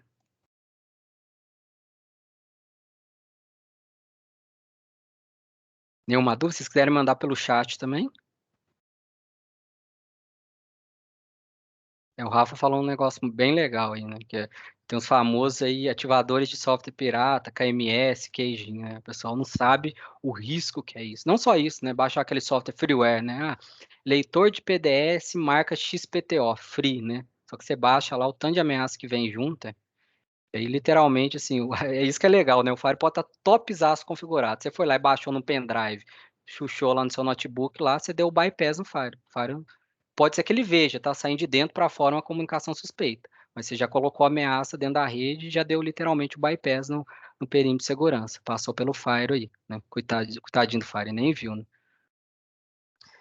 Isso aí é uma questão, né, Leandro? Quando a gente participa das conferências de integradores aí, de parceiros, aliás, de fabricante, nós ouvimos histórias de tudo quanto é jeito, fora as que a gente presencia, que a gente vê quando, né, somos consultados, essas técnicas. E, assim, muita gente fala assim, não, mas hoje em dia isso não existe. Não, existe. Tem muita gente ainda baixando Windows pirata e baixa esses KMS para poder ativar o Windows, e aí acha que está fazendo um negoção, quando assusta, tá lá, a máquina toda infectada. Muitas das vezes pode ser um software que não te mostra nenhuma reação naquele momento, né? E aí você acha que se deu bem, mas quando esse malware começa a reagir e provocar danos, aí já é tarde demais. Perfeito. Gente, nenhuma dúvida, algum comentário? Peraí. Deixa eu ver aqui, ó. Uma dúvida. Já nesse cenário de download alterado, aquela solução de ver. Pode sim, Dinei. Então, assim, a configuração. Porque você tem vários modos de, por exemplo, o próprio FortiGate ele tem uma função de DNS filter, tá? Então, ele conseguiria bloquear requisições de DNS suspeita, né? Então, o FortiGuard Labs, que é o laboratório da Fortinet, né? Ele mantém uma base lá falando o seguinte, ó, esse domínio ele é suspeito, né? Então, quando há uma requisição suspeita, você tem um recurso de DNS filter, né? Bem configurado dentro do firewall, ele consegue bloquear um ataque a partir do momento que há uma requisição para resolução de nome mesmo, né? Então, imagina que tem um malware dentro da sua rede, né? Então, ele precisa saber o IP do servidor. Então, o que ele faz? Ele vai lá no servidor DNS e pergunta, www.sitemalicioso.com.br, qual que é o IP? Só que na hora que isso passa pelo firewall, o firewall consegue reconhecer essa requisição DNS, literalmente. E aí, ao invés de ir lá para fora para resolver o nome, o firewall fala assim, ó, não vai passar aqui não, esse domínio é suspeito, e aí a ameaça não vai conseguir fazer resolução de nome. Então, é possível também ser uma camada de proteção extra para evitar o ataque de ransomware. Porque a gente tem de entender que ransomware é uma ameaça extremamente complexa. Quanto mais mecanismos de defesa eu tenho, mais eu estou fechando a porta. Porque se ele tenta resolver DNS e ele não consegue, ele não vai conseguir comunicar com o servidor do atacante, né? Se ele tem o DPI, ele não consegue nem baixar. Essa pergunta é muito comum, né? O cliente sempre pergunta, eu estou seguro contra o ransomware? Aí a gente fala assim, olha, camadas e funcionalidades, né? Para cada produto tem as funcionalidades adequadas para se inibir que o ransomware entre na sua rede. Aí se entrou, como que ele é parado? Então, funcionalidades e produtos, né? Sim. Respondendo a pergunta do Gilberto. Giba, vê se eu entendi certo a sua pergunta. Formado, já nesse cenário download adulterado, aquela solução de verificação de GRC do arquivo baixado é inevada ou isso não é mais utilizado? Você está falando do hash do arquivo, né? Por exemplo, o seguinte, né? Eu tenho um arquivo malicioso, né? Aí ele... o GRC é o hash, né? Que você está falando, então. É isso mesmo? Checksum do arquivo, né? A assinatura dele. Isso, MD5, chave, beleza. Não, é válido. Só que acontece, a gente tem de entender que um antivírus de borda, né? Ele trabalha com assinatura. Então, imagina que eu sou um hacker, tá? Eu gero um pacote lá do malware, né? .exe, e saio atacando a empresa, distribuindo isso para a internet toda. O que que acontece? Geralmente, né? A Fortinet, Sophos, os fabricantes, eles analisam esse arquivo. Então, eles pegam a assinatura daquele arquivo. Ele pegou essa assinatura, eles vão lá e jogam no banco do Firewall. Na hora que o arquivo passa, o Firewall vai lá e cruza. Opa, isso aqui está como malicioso. Esse hash aqui, esse número, ele vai lá e bloqueia. Agora, imagina que eu sou um atacante mais esperto. Eu começo a gerar uma porrada de arquivo diferente. Imagina que eu gero um aqui agora e ataco a empresa A. Provavelmente isso não vai estar no banco de dados do antivírus de Firewall, não, porque é um ataque que eu gerei um arquivo específico para aquele ataque. Como que eu bloqueio isso? Sandbox. Se o sandbox vê aquele arquivo suspeito, ele vai tratar baseado no comportamento e não na assinatura, né? Então, pense na assinatura do antivírus baseada no checksum para malwares largamente disseminados, né? Com a mesma assinatura de checksum, MD5 e SHAP. Respondi sua dúvida? Deixa eu pegar um gancho aí, a importância do SOC nessa hora, né? Quando se tem um malware que nunca foi visto, até ele popular a base de assinaturas leva-se um time, né? E cada fabricante tem o seu. Então, daí a importância do SOC. Pegou, é malicioso, vamos bloquear de uma vez. Né? Aí adicionar hash lá no antivírus para que ele bloqueie aquele arquivo. Então, na próxima tentativa, ele já vai bloquear. Isso aí. Então, assim, o antivírus segura zero day, vamos chamar assim, de malware que não tem o checksum reconhecido. Não tá no database de antivírus. Eu posso ter 1 milhão de assinaturas. Se não tiver lá, a chance dele bloquear é pequena. Na realidade, desculpa, o antivírus não vai bloquear porque não está lá, é baseado em assinatura. Qual recurso do Firewall que pode bloquear? O sandbox. O sandbox vai tratar ameaças recentes. Então, ele pode desconfiar pela heurística lá, que é malicioso, ele manda isso para a nuvem, né? Ele executa aquele arquivo. Aí ele vê que o arquivo, igual eu falei no início, alterou 3 registros do Windows e criptografou 2 arquivos. Opa, isso aí tem uma chance, sei lá, de 90% de ser malicioso. O que o sandbox faz, tá? Ele gera o checksum, retroalimenta o Firewall e fala, ô Firewall, tá vendo esse arquivo? Pela sandbox, o comportamento ele é malicioso. Sabe o que eu fiz para você? Eu gerei o hash dele. Ele vai lá, imputa lá no database. E aí sim o antivírus vai identificar, através de uma feature mais avançada que elas interagem entre si. Beleza? Mais alguma dúvida?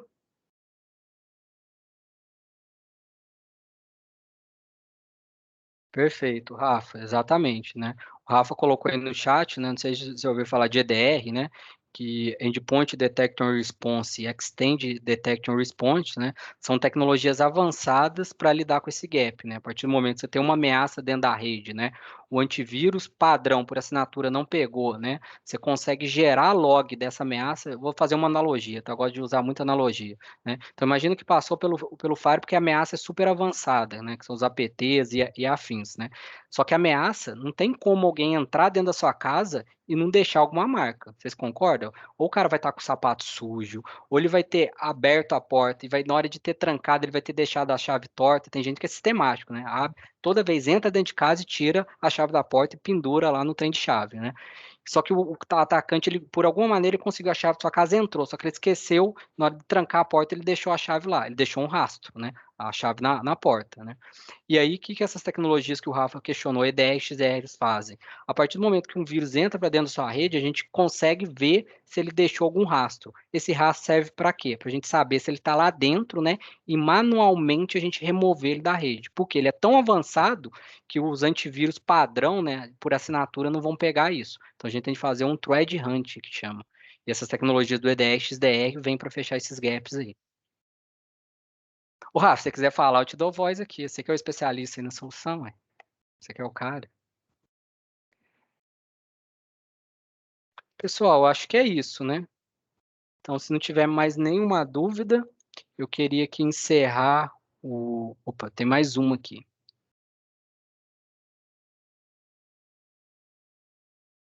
Boa pergunta, Neemias. Essa, boa pergunta. Então, o Neemias, ele perguntou o seguinte, né?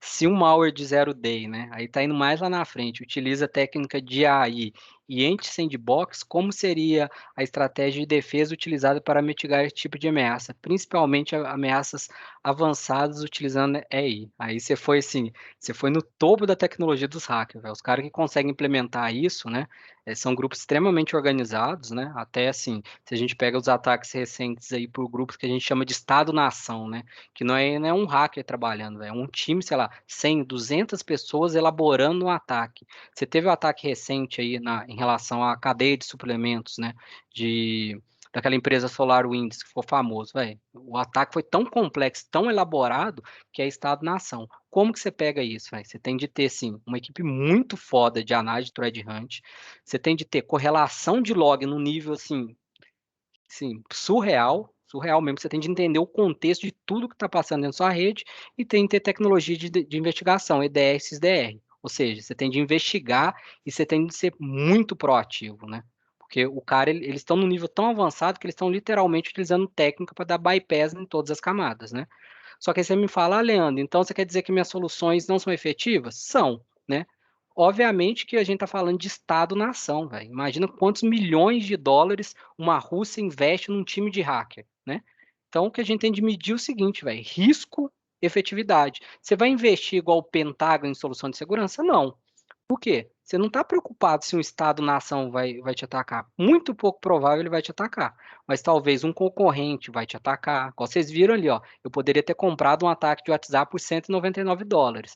Eu não mostrei. Nesse mesmo site tem um DDoS ali por míseros $200. Então eu consigo comprar um DDoS ali e mandar atacar o site da sua empresa, né?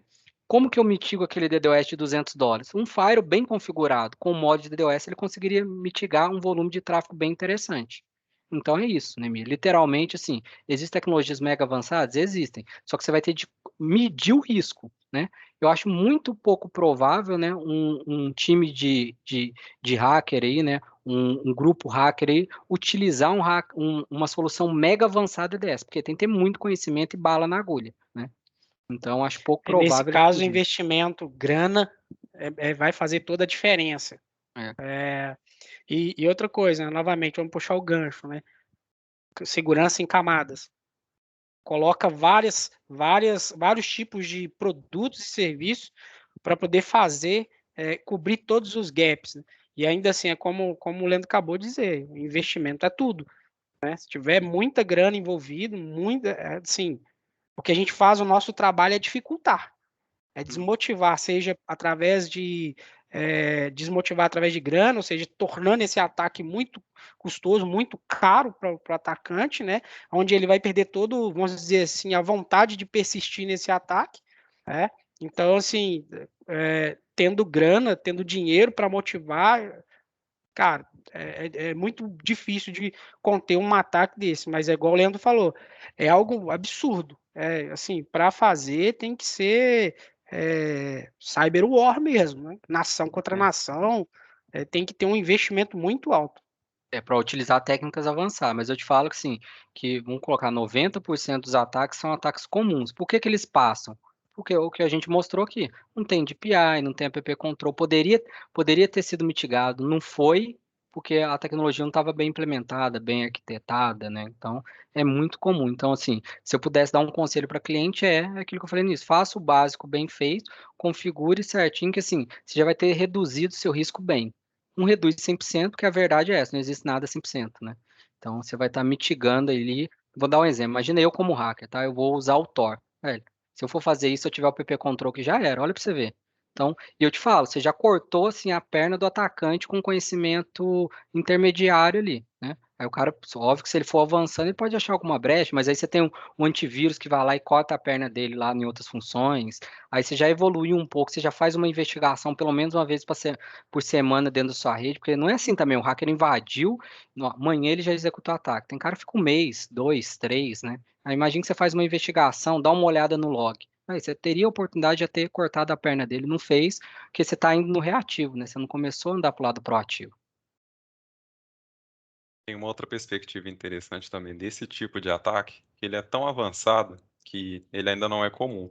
A partir do momento que um hacker passa a utilizar esse tipo de ataque, ele vai começar a se tornar conhecido. As equipes de Blue Team vão começar a se adequar e entender como funciona esse ataque. E a gente vai ter mais estratégias de defesa para repreender esse tipo de ataque. Ou seja, o hacker vai pensar muito por esse lado também. Vale a pena eu expor essa técnica para ter uma recompensa maior? Perfeito. Aí acho que assim, esse tópico é super legal, né? Aí eu não vou me estender tanto, senão a gente fica até amanhã. A gente gosta muito de segurança, é empolgado. Mas o Rafa, a gente vai ter um evento, salvo me engano, dia 23, acho que a Carol pode me corrigir, que aí a gente vai entrar nessa parte de threat hunt, né? Então a gente elaborou um ataque hacker aqui, e aí a gente vai fazer um processo de investigação para identificar esse ataque, né?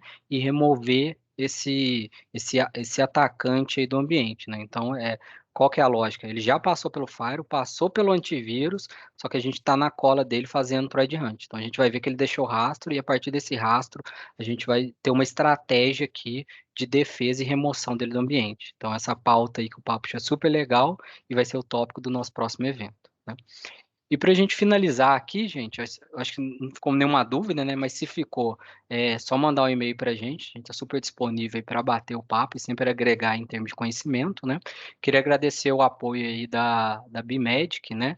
Junto com a Carol do nosso time, que ajudou a gente na elaboração aí de toda a landing page, toda a parte de marketing para que o evento fosse possível, né? Então, um grande agradecimento, eles vêm sendo um parceiro nosso aí, né, para a gente levar esse DCIT Talks e estar discutindo segurança, né, trazendo uma visão muito além de uma visão conceitual, né, mas trazendo um laboratório prático, expondo aí pontos de vista, né, e a gente espera aí que nos próximos eventos vocês também estejam aí conosco. Carol, finalizamos aqui.